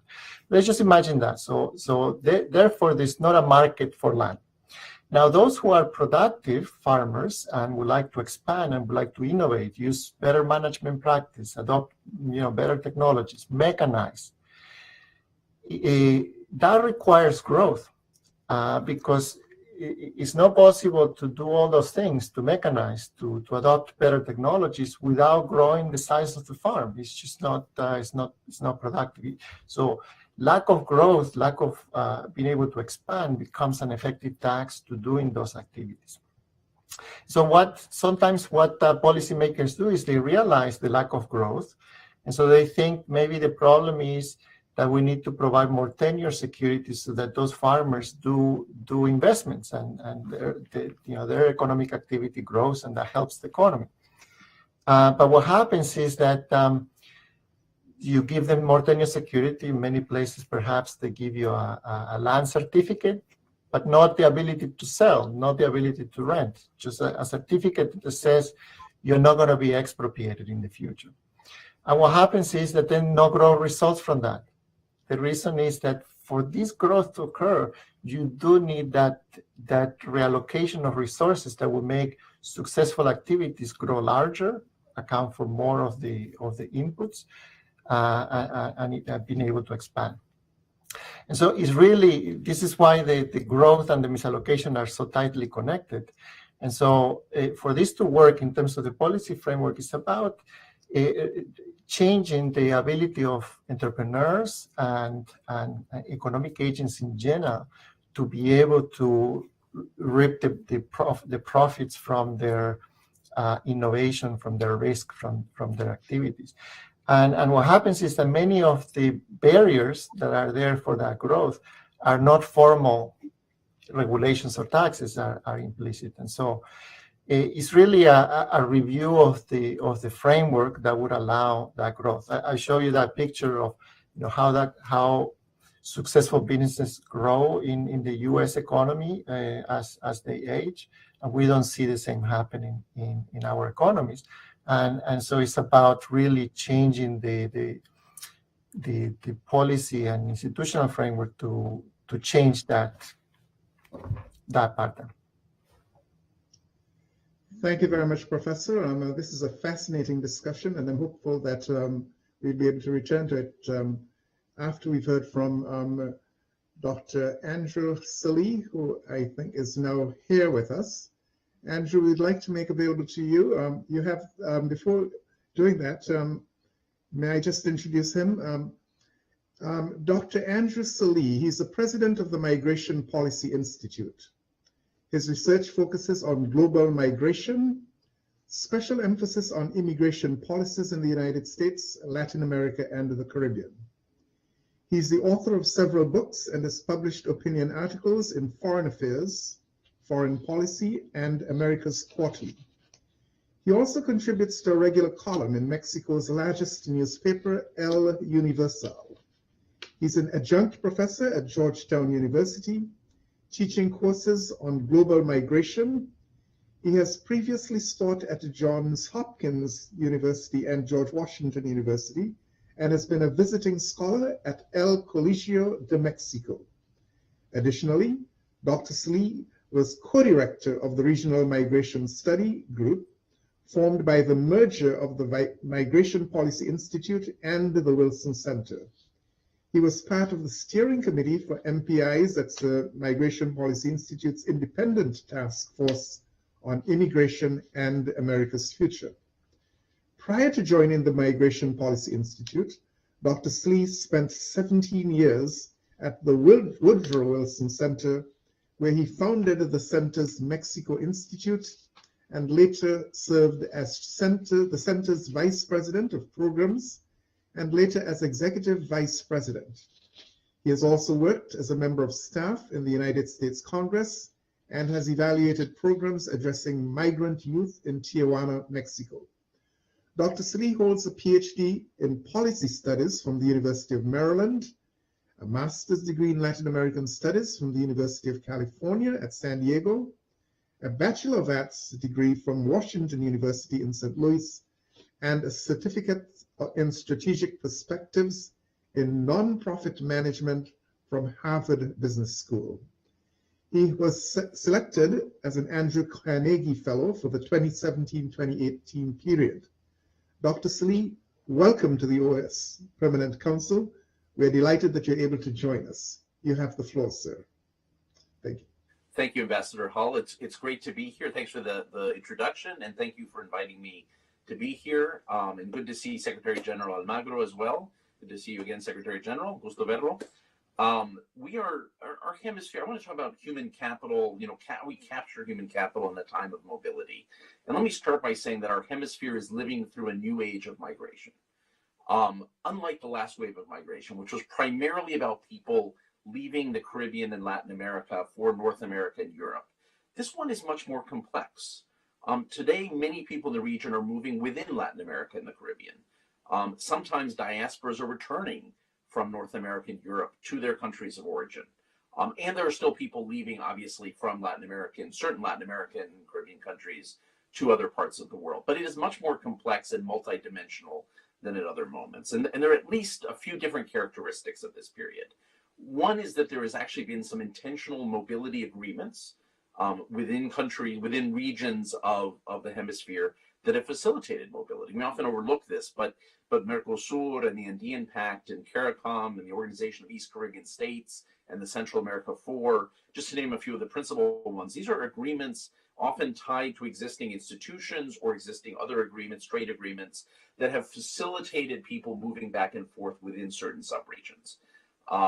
They're not all equally important, but they have been significant for some people, very significant in border areas and very significant in some cases. I would say the Mercosur agreement, and to some extent the CARICOM agreement for professionals have been quite significant among others. Secondly, we're living at a moment of huge crises in certain countries, Venezuela, Nicaragua, Haiti, and Cuba, among others, that have led to patterns of forced migration and mixed migration to other countries of the region. Of the 6 million Venezuelans living abroad, almost 90%, a little over about 85% are living in Latin America and the Caribbean, about 5 million in all. And that is a migration that's touched almost every country in the region. While more than 500,000 Haitians live in the Dominican Republic, and something that has gone on for a long time, it's been a long and complicated relationship. There are also large Haitian communities in South America, which numbered, recently somewhere between 300,000 to 400,000 people, perhaps more than 400,000, and tens of thousands more in other Caribbean nations and in Mexico. Third characteristic is that there's also continued migration to North America and Europe, even though it's at lower rates than in the past, certainly lower rates than the late 90s and early 2000s. But we are seeing the numbers of countries changing. This has been a characteristic, particularly of Central America, but also seeing larger numbers of Haitians and Venezuelans, Cubans, Colombians, Ecuadorians, and Brazilians primarily headed to the United States, though some people headed to Canada and some to Europe as well. There's a movement of Hondurans and Colombians and Venezuelans to Spain, for example, which are quite notable. Not everyone makes it to their destination, and as a result, some of these migrations that are intended to arrive elsewhere, where people are quickly headed to the U.S., you're seeing growing numbers of people settling down in Mexico, which is becoming an immigrant society for the first time in recent memory, as well as in Costa Rica and Panama. Fourth, we're starting to see diasporas that once left Latin America and the Caribbean return home. Not always in large numbers, but sometimes it adds up over time. You see this in Mexico and Central America and the Dominican Republic, but also Colombia, Ecuador, Peru, and much of the Caribbean, actually. And the numbers are quite big. I mean, when we talk about now there being 1.5 million to 1.8 million Americans, U.S. citizens living in Mexico, yes, there are a bunch of those that are professionals and people working in multinational companies and retirees. I'll get to them in a minute. But a lot of these are Mexican families returning back with U.S.-born spouses and U.S.-born children. This is a significant number of people, actually, and it's significant in certain countries. So the diaspora is returning, often with people born abroad, often especially children, but also spouses born abroad is significant. And finally, of course, the diasporas continue to be very important, maintaining close family ties, visiting, sending remittances, and sometimes even investing in productive ventures in their countries of origin. And although this is not migration, the old migrations that took place, the people that are still living abroad, continue to be a living part of most societies in Latin America and the Caribbean. And there's one final group, which is a small one, but it's worth noting because its numbers are growing, and COVID has actually been significant in the numbers growing, and that is the number of North Americans and Europeans who have moved to Latin America and the Caribbean because they can work from anywhere. These are digital nomads, as they're called, or because the retirement savings stretch a lot further. You know, in the past, we assumed people moved from south to north, that people went to economies that were stronger, or the job market was a little bit stronger, but we're also seeing people who may be in countries that already have strong job markets choosing to move somewhere else because of quality of life. And it's a small group, but it's a group that has obviously been accentuated by the fact that more and more work is online that allows people to move. So what does this matter? Why does all this matter on a panel dedicated to discussions of declining productivity rates, which Ambassador Hall has asked us to focus on? I mean, this is the question of how does all this relate? You know, first of all, it matters because declining productivity is, of course, at the base of why many people leave. Sometimes alone, simply the lack of economic opportunities, sometimes in combination with state fragility and political conflict and criminal violence. But it is a central part of the reason why we see people, those that are still leaving, are leaving the region. And it's why people are moving within the region. But secondly, there's an opportunity here that's also worth capturing. It's an opportunity to enhance productivity. Migration may be a symptom of declining productivity, but it's also part of the solution, as it turns out. The migrations that are going on within the hemisphere are a source of needed human capital, and in some cases investment, to reverse the decline in productivity.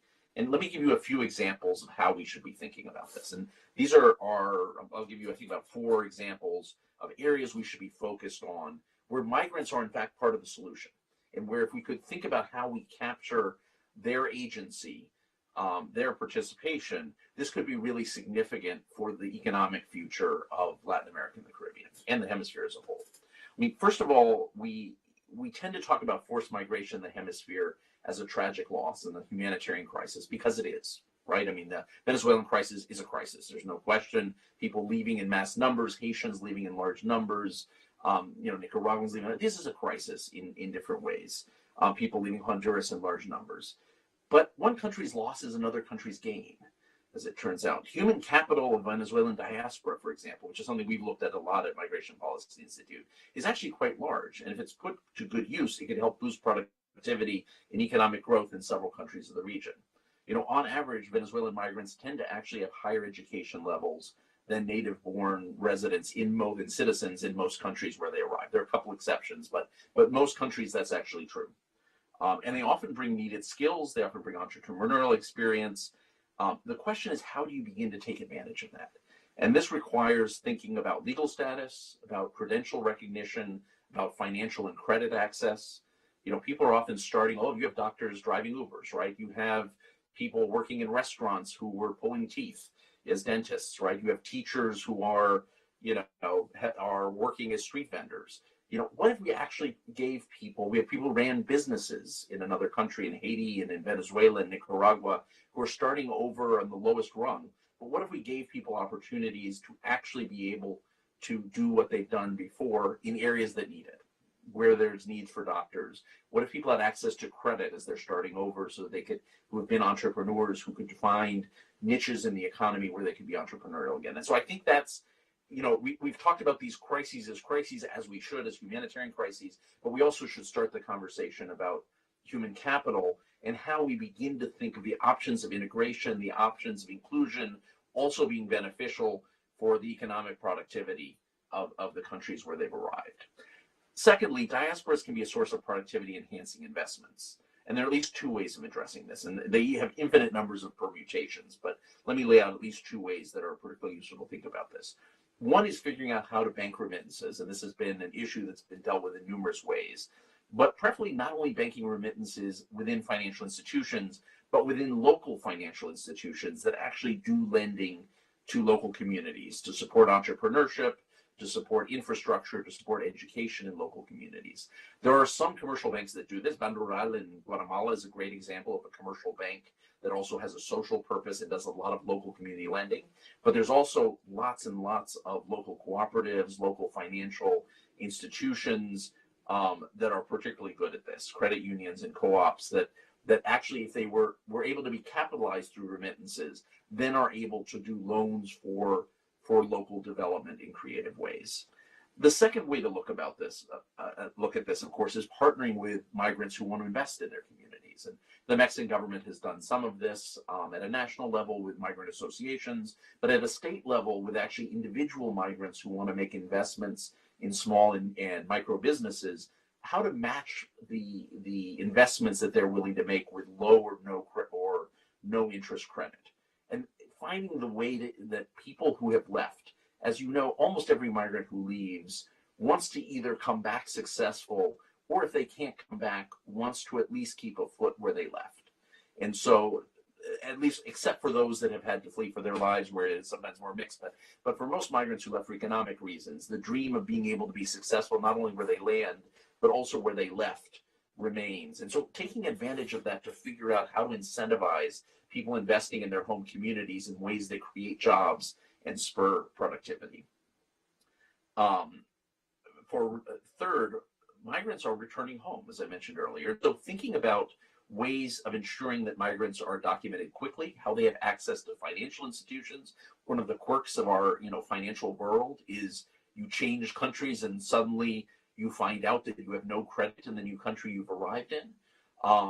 There are exceptions to that, but generally speaking, people start over. And that is certainly true with people who do not, go into jobs where their institution or their employer is able to guarantee them in some way. So finding ways of banking people as they arrive back, how to begin to recognize people's skill sets, both credentialing, which is skills, earned abroad. Some of the same things, by the way, Venezuelan or Haitian immigrants, professionals face in Latin America, nationals of the same countries face as they try and move into the labor market or return from getting a degree abroad, by the way. So credentialing is a big issue, but also recognizing what a group of sociologists has called the skills of the unskilled. People who have been living abroad are often learning things about entrepreneurship, about managing money, about managing people, about new techniques for doing things. How do you capture and support that? So thinking of migrants who are returning as an asset in the Caribbean and Latin America. And finally, the final idea I want to throw out is paying attention to the small but growing number of digital nomads and retirees from industrialized countries who are moving to the Caribbean and Latin America. It is a lot of these people come in on tourist visas and they stay on tourist visas for a long time. They come and go and they stay on tourist visas. Finding ways of giving people legal status and making it easy for them to get into the financial system ties them more closely to the host communities where they live. And so beginning to think of ways and eventually investing in those communities and paying taxes in those communities. I think we're going to see more and more of this. I think the pandemic has revolutionized, technology started to revolutionize how we work. Now the pandemic has spurred that along a lot faster. I think we're going to see an increase in people looking at places they want to live rather than where they have to live. And it turns out that the Caribbean and Latin America is full of places that people want to live, that are really, attractive to folks from other parts of the world. I think it's worth thinking about it as a small niche migration, but one that's worth not forgetting about.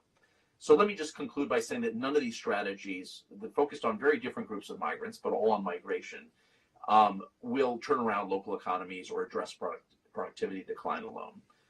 They should be seen within the wider context of measures that help make economies more dynamic, strengthen education, and build livelihoods for people. The kind of things the other panelists have spoken about, and I'm sure Ambassador Hall has spoken about. Indeed, the more that conditions for growth nationally exist, the more migrants who are arriving or those who have left but want to return or want to invest in their country of origin will be successful in doing so. So this is part of a larger question.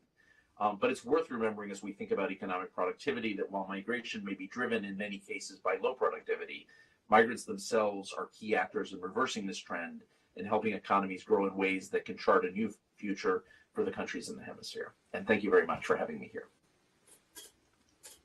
Thank you very much.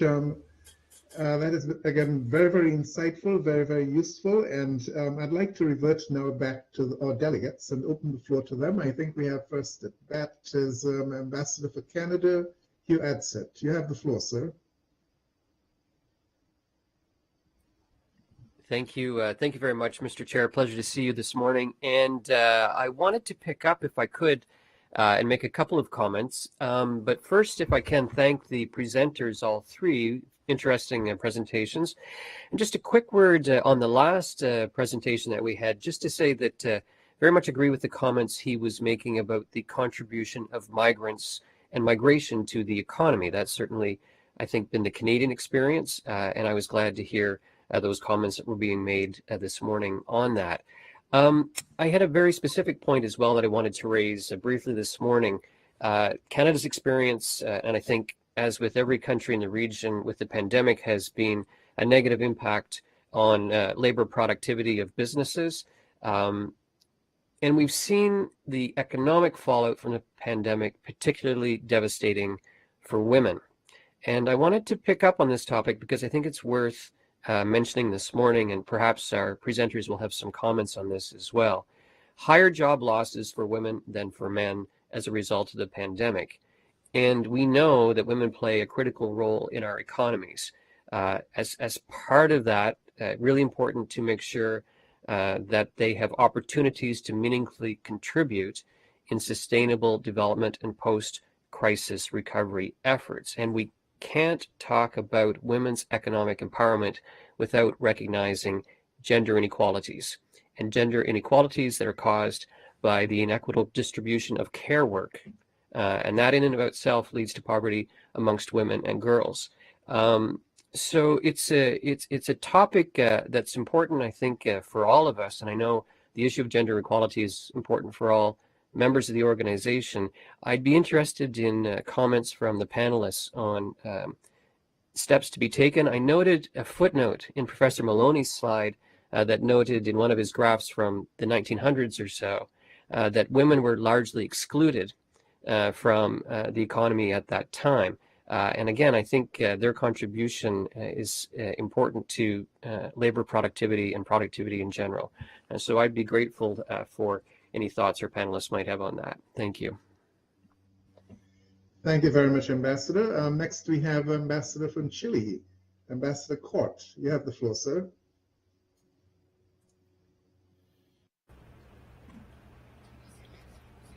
Thank you, Chair. Chair, this special meeting of the Permanent Council is very relevant for Chile. So we would like to thank Dr. William Maloney, the Chief Economist for Latin America and the Caribbean of the World Bank. We thank him for sharing figures about the historical development of copper in our country. We are proud of this, and it is part of our future. We thank Dr. Diego Restucha, Professor of Economics, and also Dr. Andrew Silly, the President of the Migration Policy Institute. Labor productivity is key for growth in a country.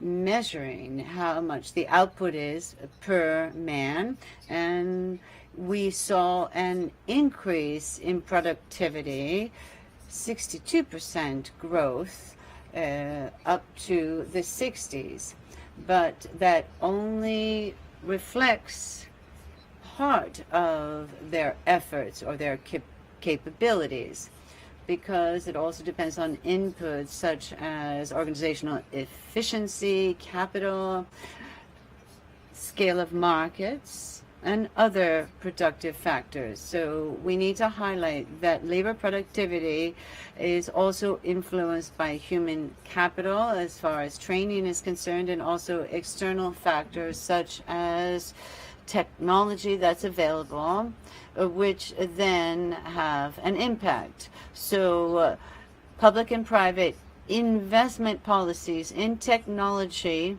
also can be determinant in labor productivity. Thus, we need to explore this more because we see that many times socio-labor factors and macroeconomic factors have to do with labor productivity and human capital exodus. Investments in education can certainly help, and otherwise we can see decline and also humanitarian issues. So we directly and indirectly see that these factors may lead to human capital exodus in some sectors of the economy and science.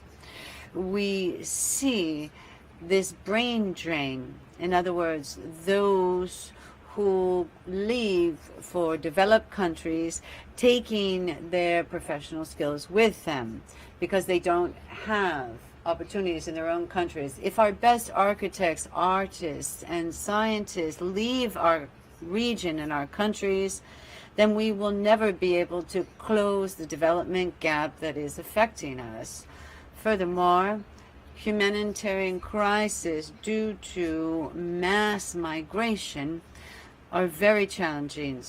So we need to collaborate and coordinate to overcome difficulties so that we can address these problems throughout the Americas. And we need to look, of course, at the structural causes that lead to these vulnerabilities. In the framework of the presidency of Chile over the Latin American Immigration Organization, we have been looking at our irregular migration, at other issues that are related to migration, and we are also collaborating with neighboring countries, and we've even come to agreements and had MOUs with regard to consular issues. And last week we met.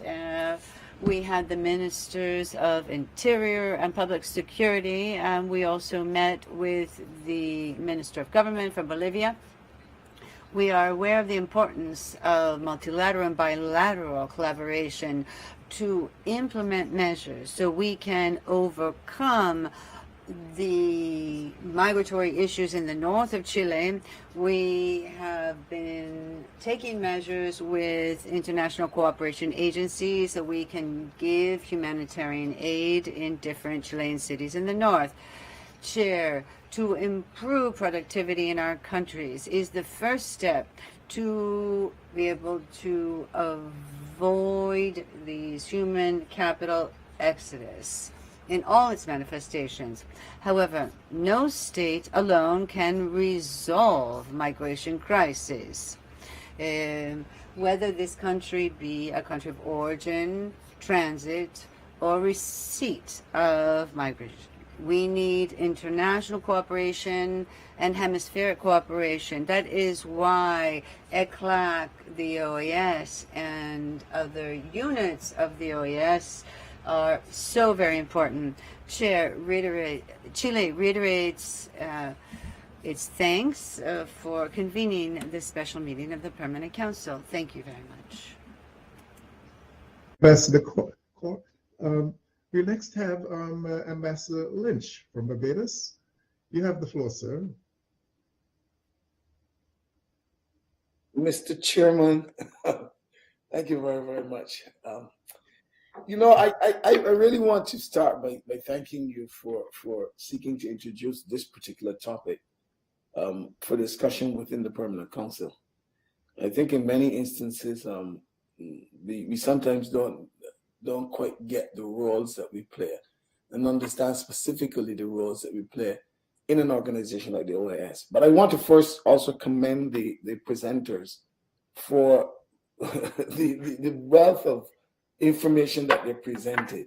This was huge amounts of information that I think is valuable to all of us. But I begin with this role of policymaker. At the end of the day, envoys overseas are not really policymakers. We in essence are pseudo policymakers. But a lot of the information that was presented today, interestingly enough, I think needs to be presented more widely to our governments and our policymakers within the institutions that really make policy direction in most of these countries. And I will try as best as I can to translate and to transmit what has been presented to me to those that really make the wheels of government turn and the policymakers. But at the end of the day, a lot of what was presented, I think, is more suited, much more suited within the realm of those who make policy, wider policy within the countries. But I want to raise a number of concerns that I have. And I want to begin first with the issue of size. Are we actually being able to compare apples with apples in terms of much of the labor productivity of which we speak and the size of our economies within which we work? Now, I know that some will tell me that places like Singapore and the like are small countries as well that have done very well in this regard. But then I ask myself again, are we talking about the same cultural issues that we deal with? Singapore is culturally so different from Barbados, ultimately so different in terms of what they can apply and what they can do and what the government has done over time, what Lee Kuan Yew did over many, many periods after being kicked out of the Malaysia Federation. And therefore, I want to ask, are we really making the correct comparisons in terms of what we are able to do in our own space? Then the issue of the available resources. We have been struggling for the longest time to get our hands on available resources, particularly coming out of international financial institutions. Even when we try to improve our law, we are then put aside with many concepts that we are middle-income countries and we don't qualify for resources. Is available resources to an issue within this entire mix and this entire equation of labor productivity and where we go from there? And then the issue of schooling. I've heard, I really listened very carefully to Mr. Maloney on the issue of schooling. Barbados is introduced into a schooling system, coding and robotics. But still, we are far behind in terms of the available resources that we can bring to our issue of education and schooling overall, and those that are experts in the area to be able to transmit this information. Now, when you have cultural and historical challenges, are we going in the right direction? And then the issue too of union structures within our societies. On the issue of productivity, I will tell you that what employers, I hear people talking about longer hours of work, what has been done in developed states. I'm saying the countries that have strong union cultures, particularly small countries, seem to struggle with the issue of being able to, of labor productivity. Are we giving the best to our people? Are we allowing our people to be able to do what they can? Aren't there restrictions, particularly when there's strong union cultures, on what we can do? And finally, I will say this, the issue of political relations. In many instances, a lot of our people, because of small societies, small populations, need to go outward to be able to learn, to be able to adapt better, to be able to bring policies back to their own countries. But in many instances, we are restricted. We're restricted by visa allocations, applications. We're restricted by a number of things that restrict that migrant movement to be able to bring back to our countries what we do have. And in many instances, as Ambassador Kaur said, once they leave our shores, it's sometimes even difficult to get them to come back. So I'm believing that there are a number of other variables at play in this equation, and I really would like us to consider. I know there's no one answer, no panacea for the solution for this, but I would really like to hear from the panelists about some of the issues related to cultural differences, historical differences, available resources to us to be able to do what we have to do, and then, of course, the political relations that we have with the developed states from which we can garner information and practice. Thank you very much, sir. Thank you, Ambassador. Next, the representative for St. Vincent and the Grenadines. You have the floor.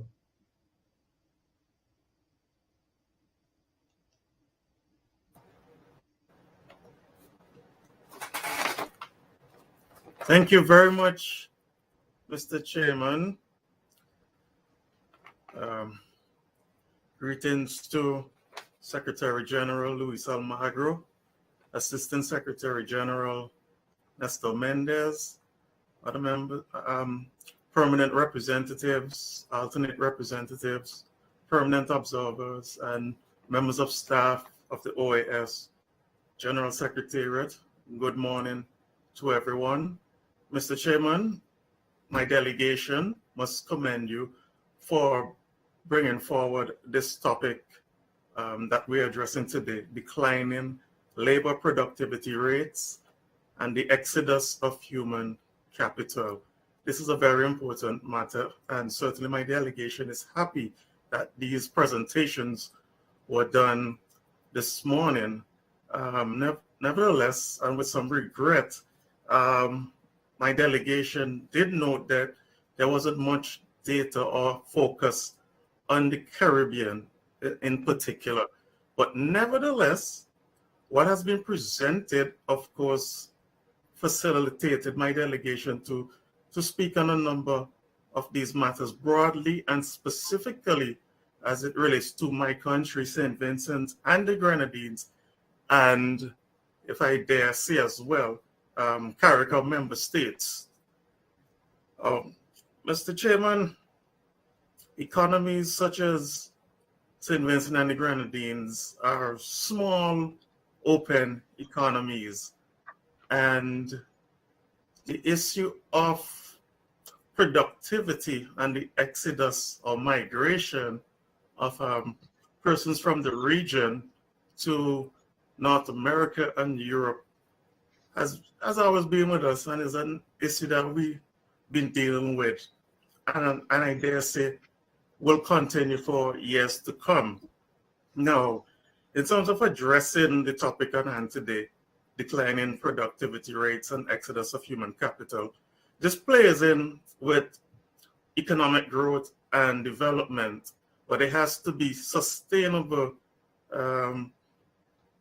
development and opportunities. And let me just elaborate further. In the case of St. Vincent and the Grenadines, the government has reduced red tape over the years, and the government has improved upon and created various incentives to stir private sector investment and growth, notably whether it's reducing personal and corporate income tax rates gradually over the years, broadening the tax base and eliminating other taxes, but putting into place a more fairer value-added tax system, which of course many goods and services are also zero rated or exempted from VAT. In the past, when we had the consumption tax rate, it was various rates for the consumption taxes, and also the rates were very high in some areas and others, but implementing the value-added tax certainly eliminates that problem where you have one flat tax rate. Mr. Chairman, the government as well over the years has increased the standard deduction rate so that less persons will not be burdened with paying an income tax. And that in itself acts as an incentive and will stir productivity. Of course, then there are other major infrastructure projects that the government of St. Vincent and the Grenadines implemented over the years, and notably the Argyle International Airport is important because it has already had profound positive effects on the economy of St. Vincent and the Grenadines. And the government of St. Vincent and the Grenadines is embarking on another project, which is the modern port project.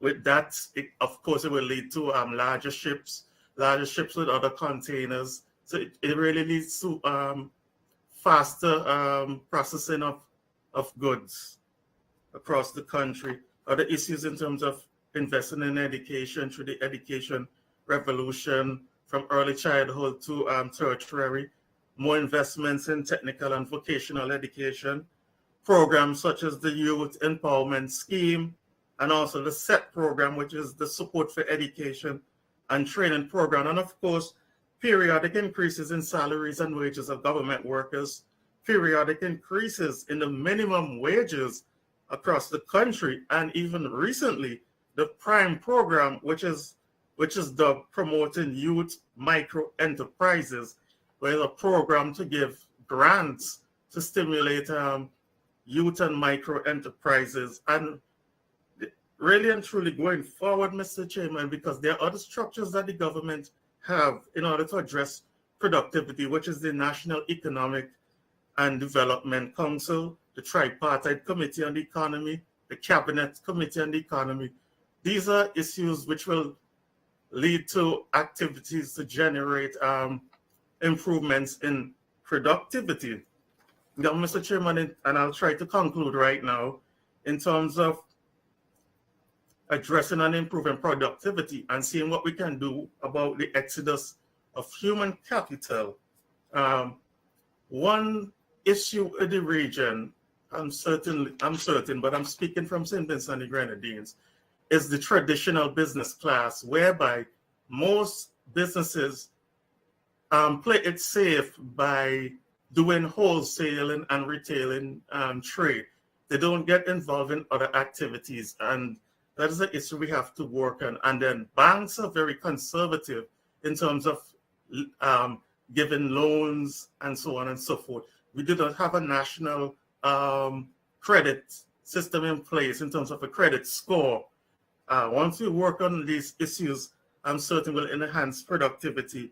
Even with COVID-19, it has certainly justified the need that we need to have telework policies in place. We can have hybrid meetings, virtual and in person.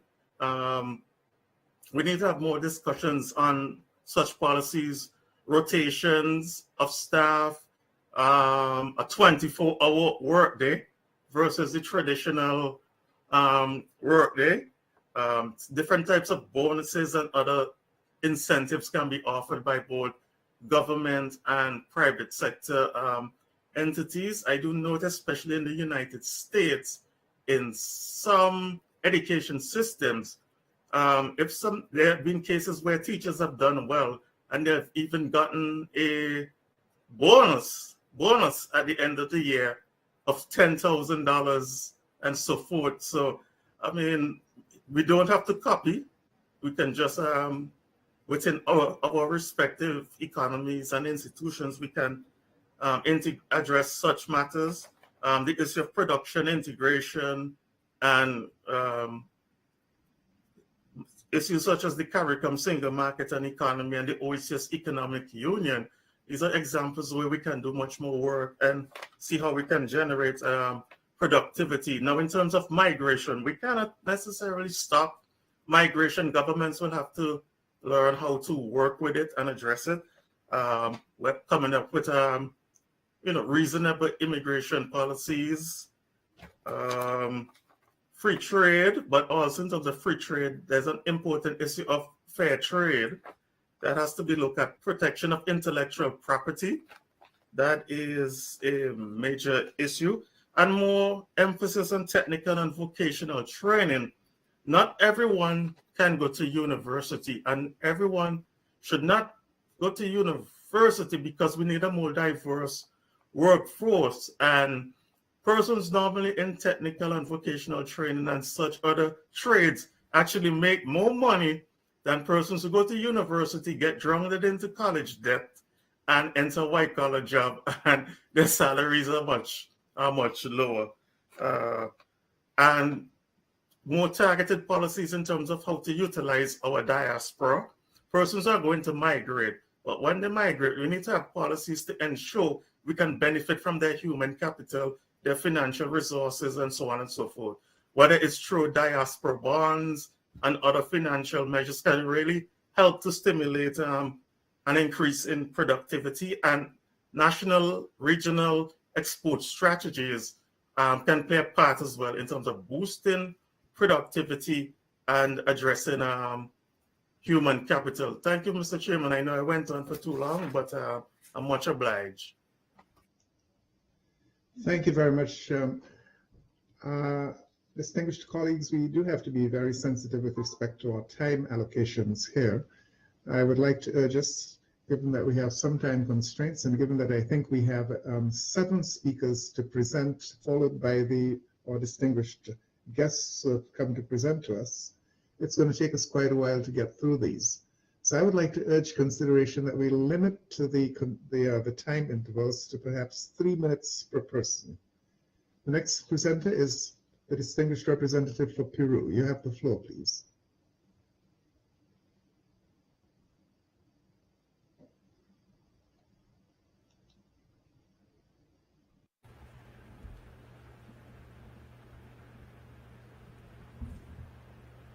I'm sorry, we cannot hear Peru.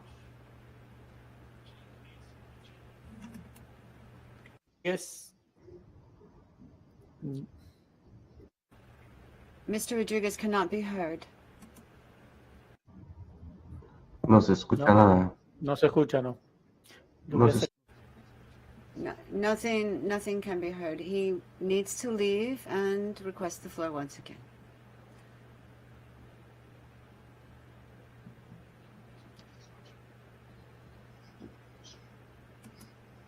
Next opportunity to El Salvador, and we will return to the distinguished gentleman after that.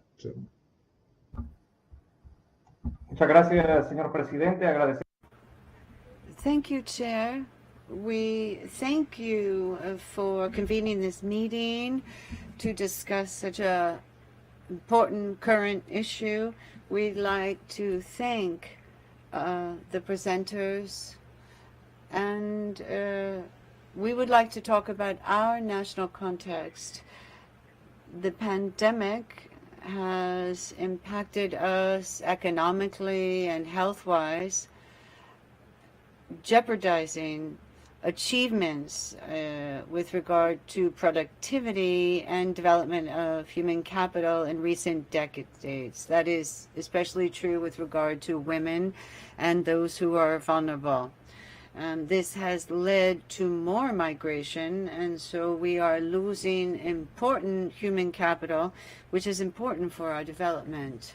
Thus, the government of El Salvador is trying to improve conditions for our people, employment conditions, and also incentivize integral development so we can recover our economy and we can have an inclusive and prosperous nation. In order to address the factors that have led to irregular migration, we have an integral framework so that we can have orderly and safe migration. We see that many more women are migrating, and women are so very important in our economies. We need to make sure these women are safe. Now, in our context, we are coordinating with international organizations, the private sector, and our government agencies so that we can have orderly migration that is regular, so that those who migrate have employment contracts, etc. To date, we have many Salvadorans who have participated in our mobility program. This program exists with the United States. At the same time, our greatest challenge is to have people realize themselves in our country so that they don't have to risk their lives and migrate. We have a 2030 digital transformation program. It's a nationwide effort. This is to incentivize information technology and innovation.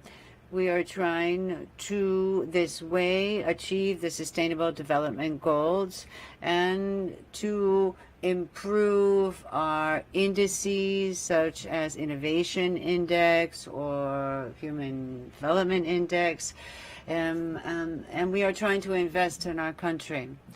We believe that we are making headway and decreasing the gaps in innovation and technology. We are improving public management and improving cybersecurity. We hope that this exchange of ideas will allow us to identify innovative strategies to improve productivity, to have better and more resilient societies, and to develop better our human capital. Thank you.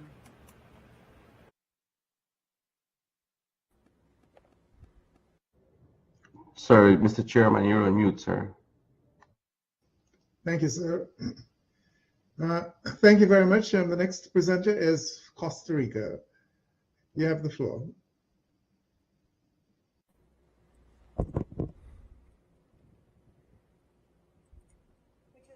Thank you very much, Chair. Costa Rica is grateful for this opportunity to reflect about two highly important issues for the region, such as productivity, declining productivity, and human capital exodus. We also are grateful to Dr. William Maloney of the World Bank, Diego Retucha of the University of Toronto, and Andrew Selle of the Migration Policy Institute for their invaluable presentations. We are especially grateful to the input given by the states. Costa Rica has taken very important decisions over her history. Then allow me to say that investment in our health and education systems, for example, instead of investing in the military 70 years ago, this has had direct implications on our democratic system and our upholding of disarmament and respect for other nations. A second example is the diversification of predictive systems in our economy for long-term sustainability. And we've moved from exporting traditional agricultural exports like coffee and bananas, and we've turned to services export. One of the main export products today are high-tech medical devices, and likewise faithful to our respect for the environment that we began in the 70s by creating national parks and protected areas. We've been able to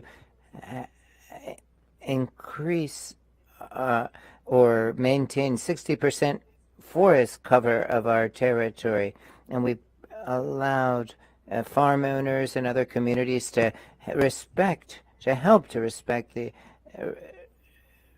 environment. And then 90% of renewable energy has been a goal over the last 6 years, and we have an approach for development of the country that's based on public security and human rights, and it is an interagency approach as well. We have regularized education, labor, social protection, fighting human smuggling and human trafficking, and the purpose of this is to comply with the fundamental purpose of our migration policy and all the actions of our government. The commitment of Costa Rica is unfaltering to help those who are most vulnerable, including refugees and asylum seekers. Our country has 10% of such people, and they generate about 12% of our GDP, in addition to the contribution to our cultural heritage And so we agree with Andrew Selly with regard to it's important to view migration as an opportunity to enrich the host population through full integration. However, there still are challenges. We have structural gaps, and we have to overcome these for the development of Costa Rica, the development of the entire region. We have identified structural gaps related to, among other things, education, gender, productivity, innovation, digitalization, and infrastructure. These obstacles to development have been exacerbated by the pandemic. We've seen the inequality, especially with access to technology and education. And then with regard to gender, we've seen that women are the most affected by unemployment and a huge increase in demands in the household. So one of the important results of the pandemic is that it's created solidarity and support, and this is essential to overcome these difficulties. We have to implement the Sustainable Development Goals for 2030. It's not favorable for countries that do things right, though. Costa Rica has had positive progress. We've a mid-income country, member of the OECD.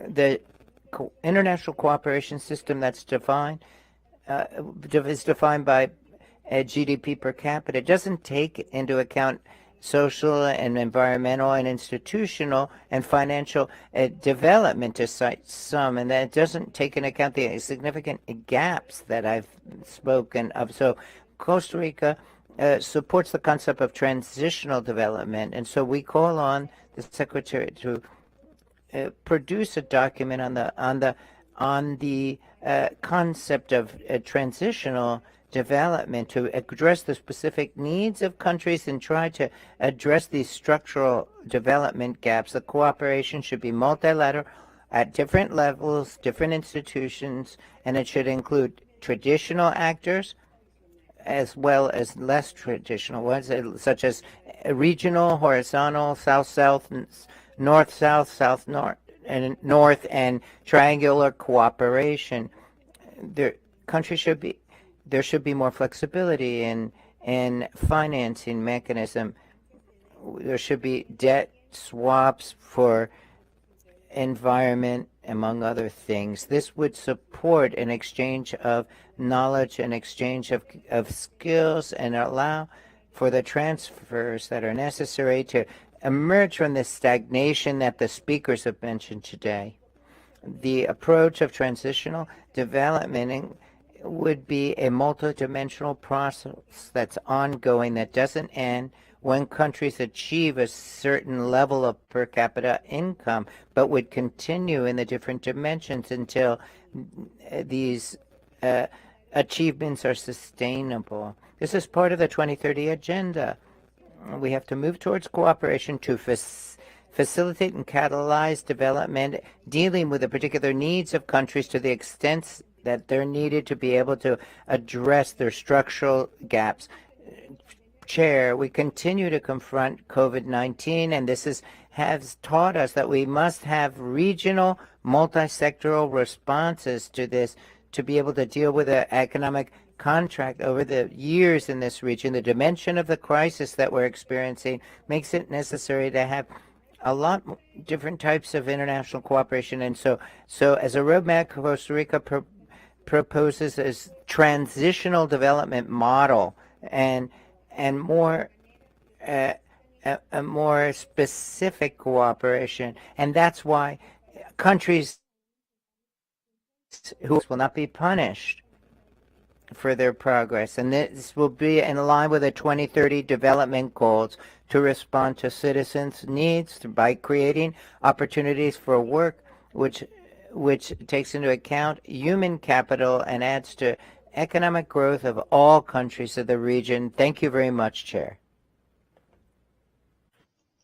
Thank you very much. We lost Peru earlier, and I'm going to ask that he be allowed to present next. And again, reminder that to the extent possible, if you can reduce the time allotted for the presentations to 3 minutes, that would help us to get through the group that we have assembled. So next it's going to be Peru, please. You have the floor. Muchas gracias, señor presidente. Thank you very much, Chair. Greetings to all the permanent representatives from the missions to the OAS. Firstly, I'd like to thank the Chair for this initiative. This is an important topic, as well as Dr. Maloney, Restuccia, and Selly for their important presentations. No question that this issue of migration and labor productivity is a topic that is going through, not only here in the hemisphere, but in the whole world is having this same issue. In Peru is no exception. Peru has more than 3 million in its population of 10% of the total that live overseas. We have a Peruvian presence in the 5 continents. Peru is a country of origin, transit, and destination of migrants. This phenomenon, of course, makes it tough to deal with this with our development in the country, but it should be viewed from other perspectives, different perspectives. The labor force with these migrants, when they become part of our new countries and our new realities, are part of the productive force, and they produce a positive effect on the economy, industry, science and technology, and other fields such as culture in the countries that host them. But additionally, we can't fail to mention, Mr. Chairman, that the phenomenon should be viewed from a point of view of the aid that I'm referring to the remittances that people send back to their countries. Peru supports this OAS initiative and views that this phenomenon should be addressed from a variety of different perspectives, such as education, training the labor force, analysis and updating of labor rights, and particularly access to technologies constitutes, no question, together with other things, something that conditions the different extent into which different countries of the hemisphere address this issue of human capital exodus. Thank you very much, Chair. Very much. The next presenter is from Ecuador. Ambassador Getife, you have the floor.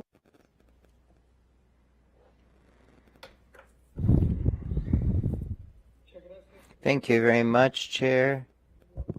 Firstly, I'd like to congratulate you for convening this meeting. It's very valuable to us. Informal and declining productivity has a devastating effect at this time, particularly during the health crisis of COVID-19, which created a contraction of economies throughout the area,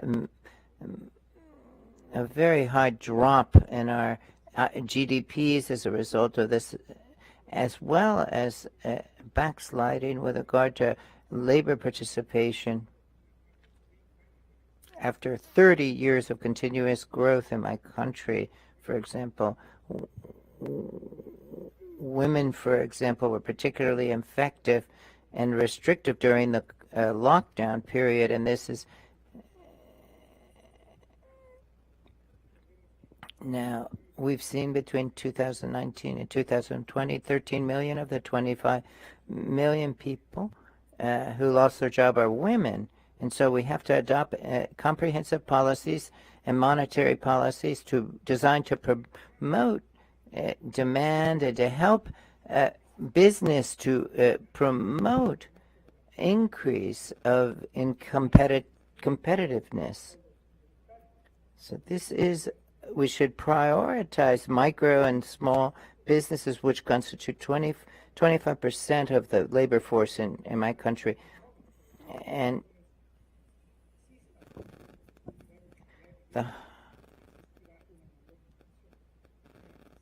the higher the quality, the more jobs, the less migration there'll be. And so we must have symmetrical support. We have to have better labor force, better trained, and we have to increase our labor rates, our labor productivity rates. There's a correlation between productivity and salary, which reinforces this dynamic and these migratory flows. So these people create links between countries when they migrate, of course. But we must continue with policies that reduce inequality, and together with this, we must promote sectors of the economy that can grow more. The figures reveal that in Latin America,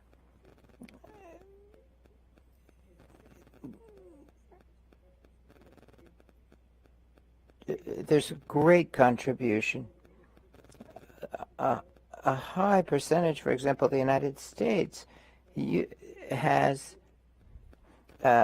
many immigrants that contribute to productivity, whereas it's a lower percentage in Latin America.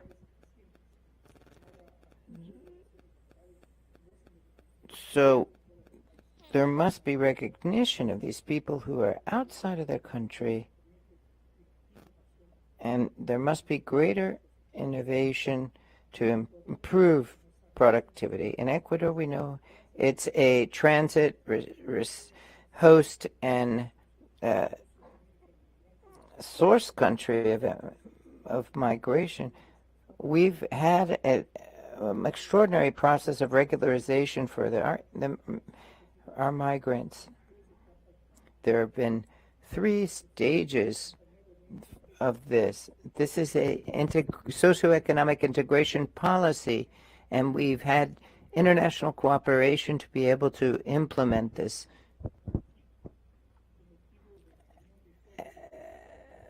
There was a meeting of the ministers of labor, and the Ecuadorian minister said that we must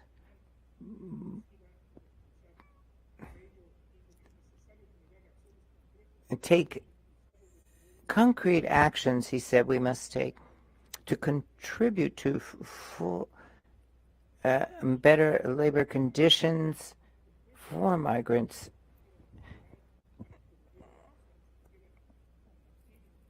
We have to combat the informal economy by facilitate things for the informal economy. Thank you very much, Chair. Thank you very much. The next presenter is St. Louis. You have the floor, please.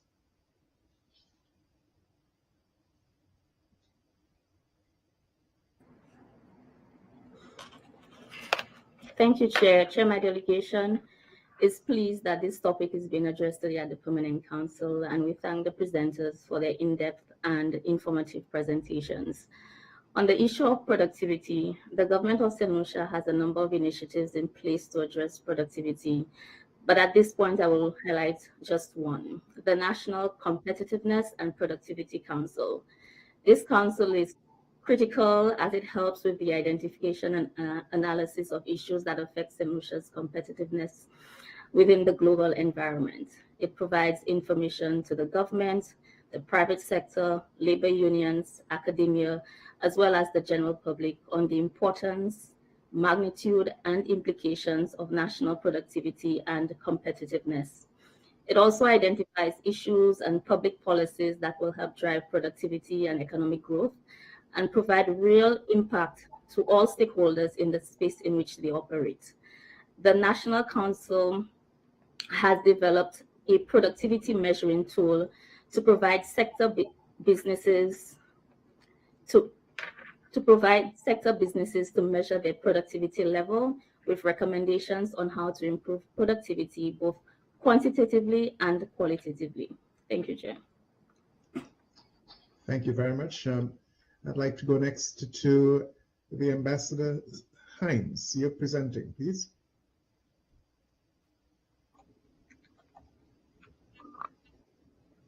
Good morning, good day to all present. I want to join in commending the chairman for introducing this important topic. I have not had the chance to discuss with the capital, so what I will say, I would say that it is much more of a personal view. We must work to understand and explain the economy and what we see happening. But what we want to get to is to answer the question, what is to be done at our particular place and time and circumstances. I think the answers is more a creative, integrative, intuitive activity, and it requires significant immersion and discussion in the particular situation. I think that is often essential. As a political appointment, it may not be surprising that I would tend to put at the base of our questions the social, political worldview of the people and their motivation and the sense we can bring to them of national togetherness. I think if we look at the significant periods of development of various countries, England and Europe and America, and maybe more recently Japan and Korea and China, we've had people talking about Japan Inc. and Korea Inc. and China Inc. And I think that reflects on their situations, the instances which demonstrate that there is a certain common feeling throughout. Everyone feels engaged in a common purpose and activity. I would like to say, don't overlook the persons who are not formally educated. In our case in Guyana, we had lots of studies of maybe getting our agricultural products into the Caribbean. And in particular in the 70s and 80s, it was our vendors, our suitcase vendors who took our pineapples and other things into Barbados and maybe St. Vincent and into the Caribbean. And I think those vendors in time demonstrated a very great perception of relative values of goods, even though none of them may have ever sat in an economics class, but they perceived and they acted according to that their perceptions. I would say too that looking at development, one may see that often you're trapped, as people say, we're trapped in a certain situation, and often you have to break out of the trap. And I think particularly of, say, General Park in South Korea, because at one of the Guyana Korean meetings we had, which I was representing on the Guyana side, the person spoke about General Park broke us out, and at that particular time, he too resisted and joined with all the people in protesting about the investments in capital things. But he said now, 30, 40 years later, it was laying in the capital. You know, he said, we used to say, give us food today. We want food. We don't want roads. We don't want ports. So there is this issue when you're starting out, you have limitations, and there is going to be some force required. Even in Singapore, people talk about Lee Kuan Yew being somewhat of a benign dictator. So those are my thoughts. I think, too, that we must recognize that along the path of development, various strategies, they may change. And I think particularly of references I've seen recently to the term Lewisian turning points after our own Caribbean economist, Nobel laureate, that as development takes place, different things matter. You move through different points. So thank you very much. That will be my contrary presentation. Thank you very much, sir. We have a bit of a sequential challenge here. We have two speakers to present. We have the Holy See, and then we have one of the panelists themselves. I'm trying to decide if we should let the SG go at this point. Mr. Secretary General, I give the preference to you, sir, to present next. Thank you very much, Mr. Chair, and it's a great pleasure. And definitely, it's very relevant, this matter. Y celebramos la elección de esta temática que apunta directamente al funcionamiento de los mercados laborales de la región. We're very happy to have that this topic is brought up, that it requires our attention. The pandemic has ravaged employment.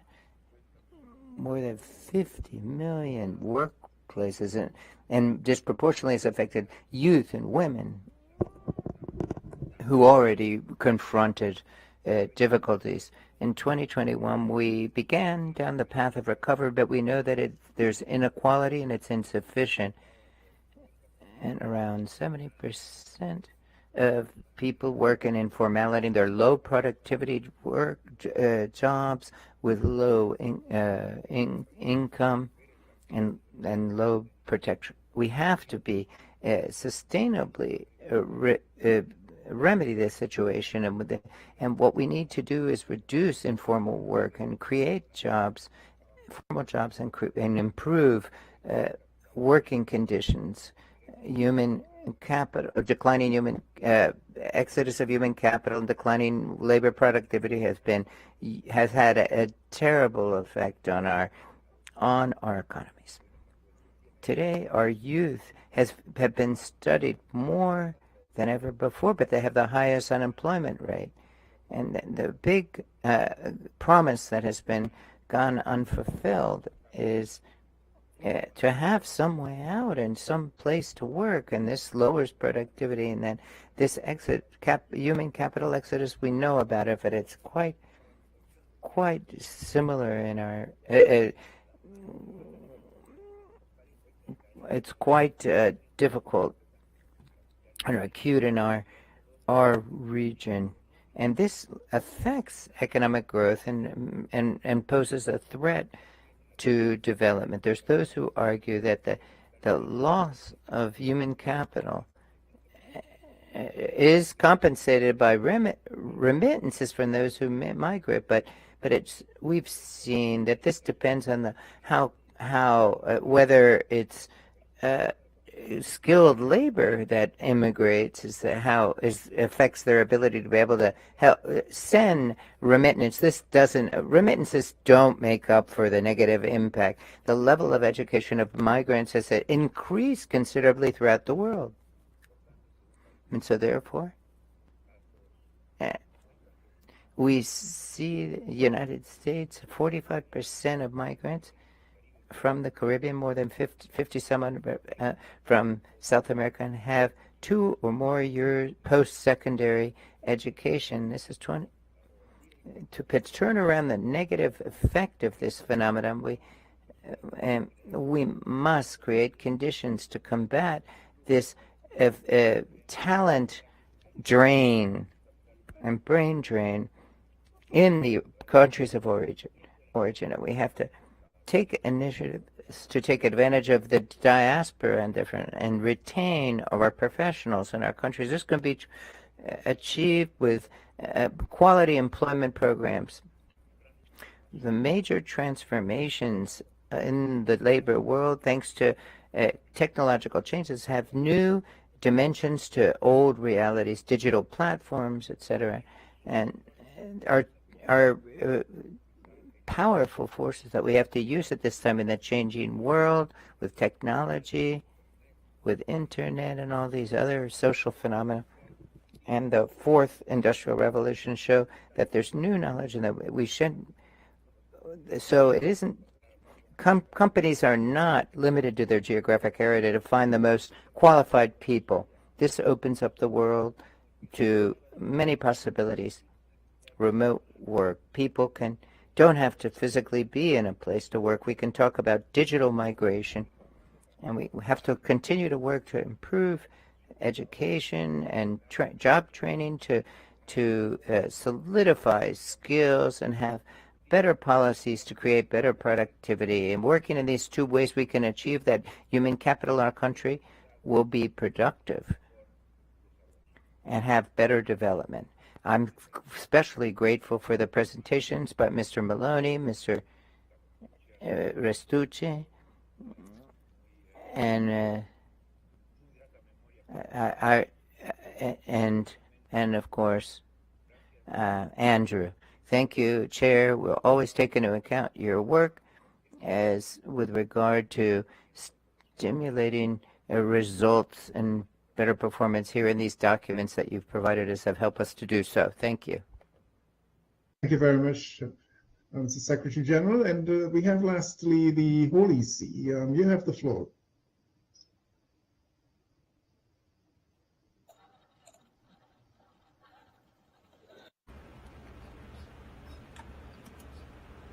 Secretary General, the delegation of the Holy See is grateful for holding this special session of the Permanent Council to consider the issue of declining labor productivity rates and the human capital exodus. The current COVID-19 pandemic has produced a serious crisis in so many areas, including the workplace. Many companies have faced tremendous challenges. Some have closed completely or partially. Also, many people have lost their jobs or now have drastically reduced incomes. Consequently, poverty has increased, so has unemployment, and there have been extensive delays incorporating young people into the labor market. In addition, the informal work sector has been raised, particularly affecting female employment. Pope Francis, addressing the International Labour Conference in Geneva in June 2021, stated that the creation of future employment must be based on decent and dignified working conditions that originate the collective negotiation and that promote the common good. In the context of the present crisis, the Holy See considers that a society cannot progress without including everyone, giving priority to workers who are excluded, those in the informal sector, those who undertake work that no one else wants to do, migrant workers and refugees. Many of these do not have access to national health or financial protection programs. As a consequence, the Church calls on governments as well as multilateral organizations and civil society to start a dialogue that will bring together governments, business people, and workers who will seek solutions for emerging from this current crisis in better conditions. In the context of this dialogue, the development of a culture of solidarity will be required, in contrast to the throwaway culture and the search of maximum profit at any cost, which are among the main causes of the inequality that afflicts the entire world. The Church has experience of such dialogues through its local communities, popular movements, and organizations, and it now reaches out as a bridge builder to help create the favorable conditions needed to bring them to a conclusion.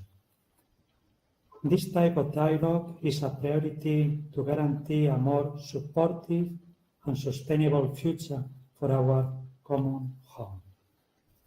Mr. President, the Holy See expresses its willingness to help build bridges for further dialogue, building on its spiritual resources and its social doctrine, and involving all political, business, and labor actors. We are all in the same boat, and we have to get out of this crisis together. Thank you, Mr. President. Thank you very much for offering those comments. I'd like now to open the floor up to the panelists to see if there are any comments that they would like to share on the vast array of issues that have been brought up. You have the floor in sequential order. I'd like to take them as they come in.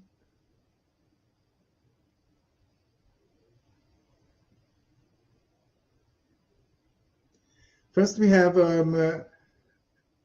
Dr. Restuccia. You have the floor, please.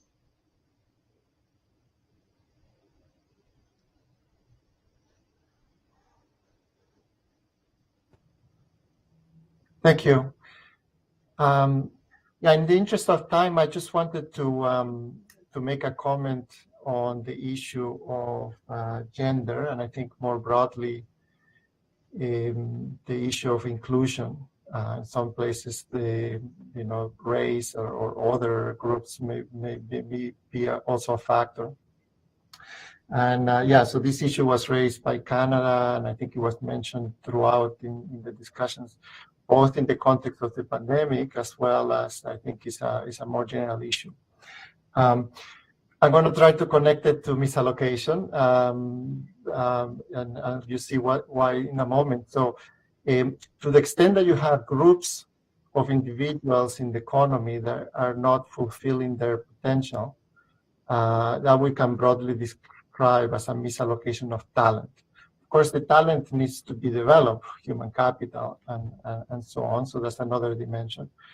But to be more specific, if women cannot access to jobs as lawyers or as medical doctors in certain economies, one would suspect is generating a misallocation of talent. Or if women are culturally expected to be at home and not participate in the labor market, that's another form of a misallocation of talent. And this is very important, not just in terms of what happened in the region and in the world in general with the pandemic that is affecting particularly women and other groups, but it's an issue that is very important for productivity. As an example, I want to share a recent academic paper was published in 2019 in one of the most prestigious journals in economics. And basically, this article documented the gaps in the occupations that happen in the U.S. Across genders and across race, comparing 1960 to the 2000s in the U.S. economy. We're talking about a developed economy.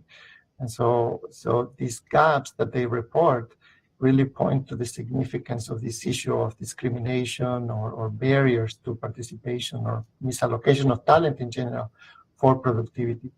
And so they quantify that during this period of time where there is a convergence in the gender dimension and the race dimension on occupations in the US economy and on the participation in the labor market, between 20 and 40% of the overall growth in the US economy can be attributed to that convergence, can be attributed to that reduction in the misallocation of talent in the US economy. So I think that's a first order issue. And sometimes it's, as we mentioned, and as Barbados pointed out, is intertwined with cultural issues and other factors. But that's, those are actionable through policy. So I think this is an issue that will be very interesting, as Mr. Almagro pointed out, on how technology is also interacting in this.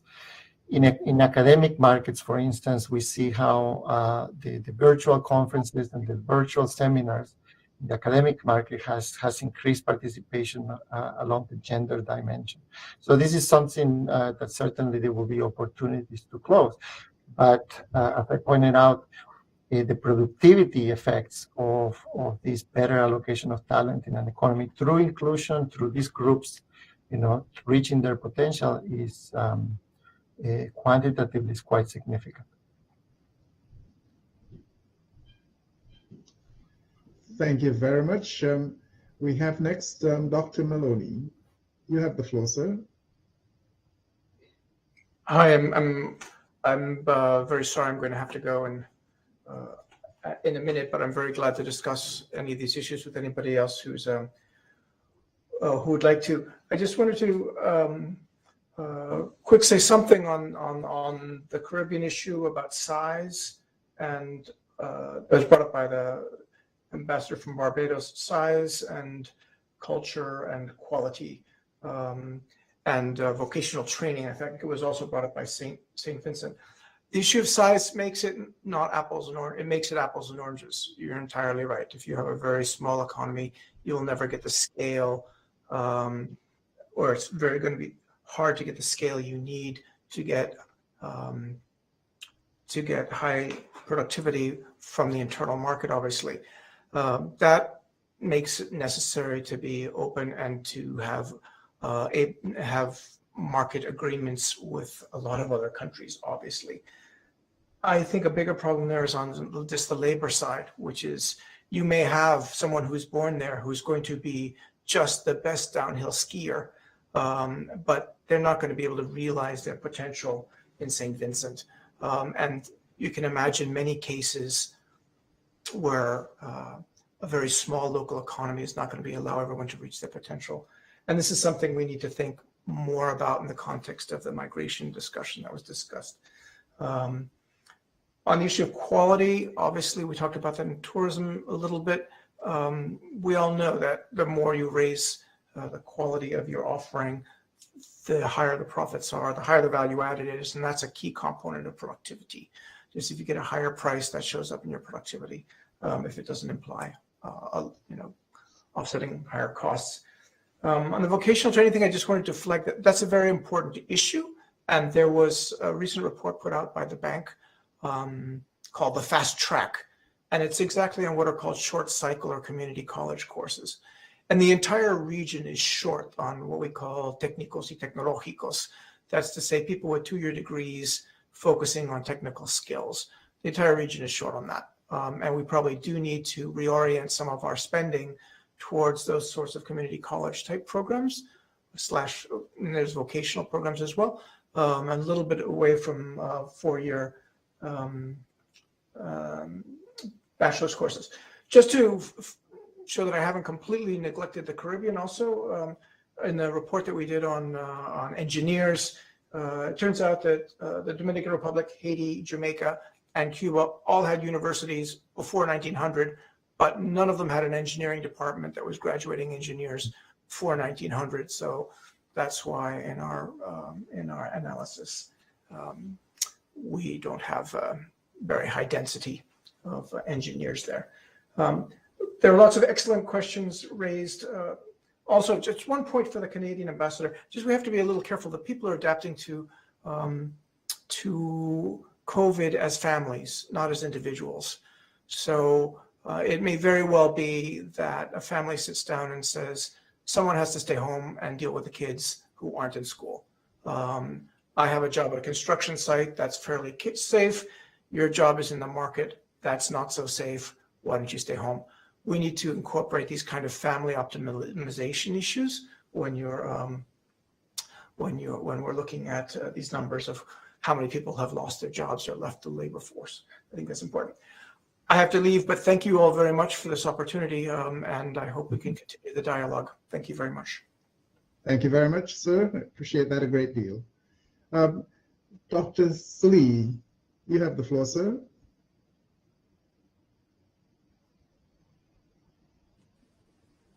Thank you.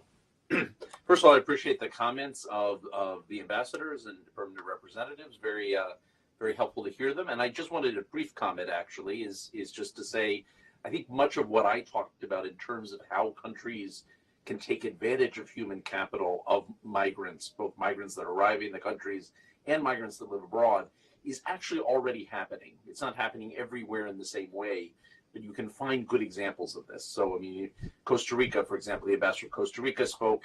It is the country with the highest, at least in Latin America, perhaps not in the Caribbean, with the highest percentage right now of foreign-born population. Costa Rica has been very proactive on trying to figure out how to provide legal status and integrate migrants, especially from Nicaragua, but also from other countries, into the country. Now, is there more that can be done? Definitely. Peru, so the ambassador of Peru spoke about this. I mean, Peru has been also gone out of its way to try and provide legal documents, and during COVID actually took advantage of foreign-born doctors from Venezuela as part of the frontline response to COVID. How you build on that then in terms of legal status, to build on also credential recognition and taking advantage of people, for example, medical personnel, to be able to be credentialized in return for going to parts of the country where there are real needs for medical professionals. There's some real opportunities out there. There are huge opportunities out there in terms, Canada, of course, the ambassador of Canada spoke about Canada's integration. I mean, Canada is a model globally in terms of how you do thoughtful migration policy.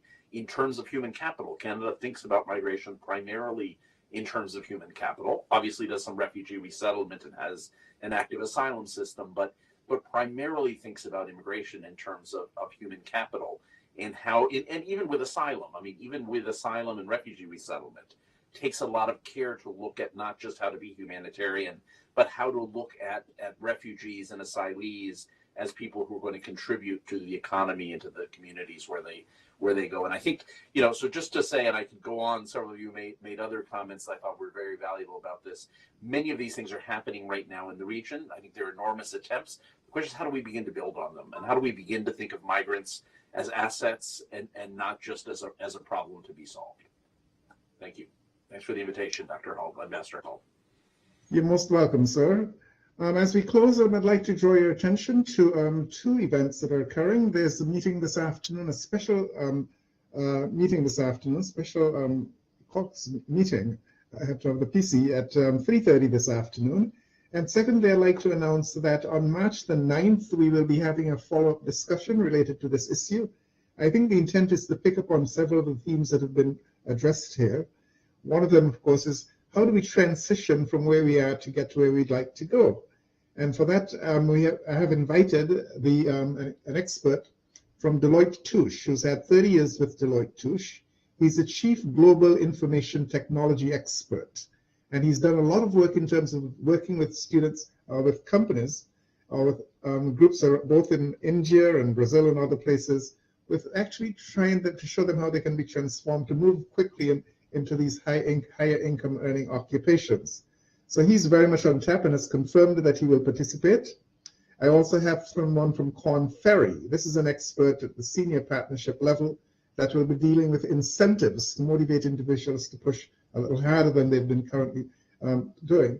I've missed the opportunity for inviting Dr. Freeman Hrabowski. He's the president of the University of Maryland Baltimore campus.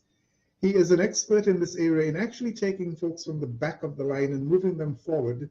He has done that very, very successfully in terms of taking Black persons to move them who've come in fairly at very low levels and has been able to work with them and transform them into becoming highly productive citizens with PhDs in both the sciences and in engineering.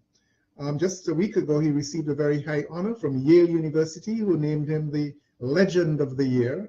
And in the same week, his university, UMBC, was awarded an R13 delegation, naming his university as one of the top schools in the country for producing doctoral graduates. It's quite an achievement. I was instrumental in getting him to come down to St. Kitts 2 years ago to deliver a lecture in terms of transforming individuals to help them to become more productive. We missed the opportunity for getting him this time. I did contact him. He's not available, but he has made a commitment to recommend someone who will stand in his place. So that's coming, and that will occur. That next session will occur on March the 9th.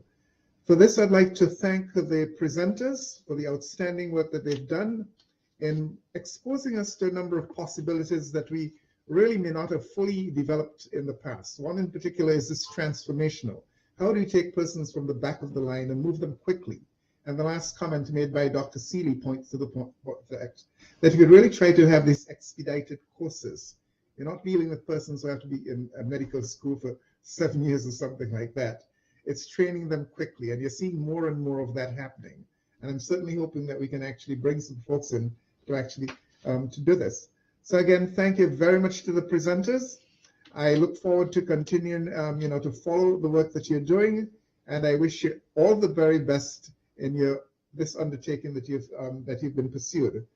Ladies and gentlemen, this adjourns our meeting for today. Thank you very much for your participation. Thank you.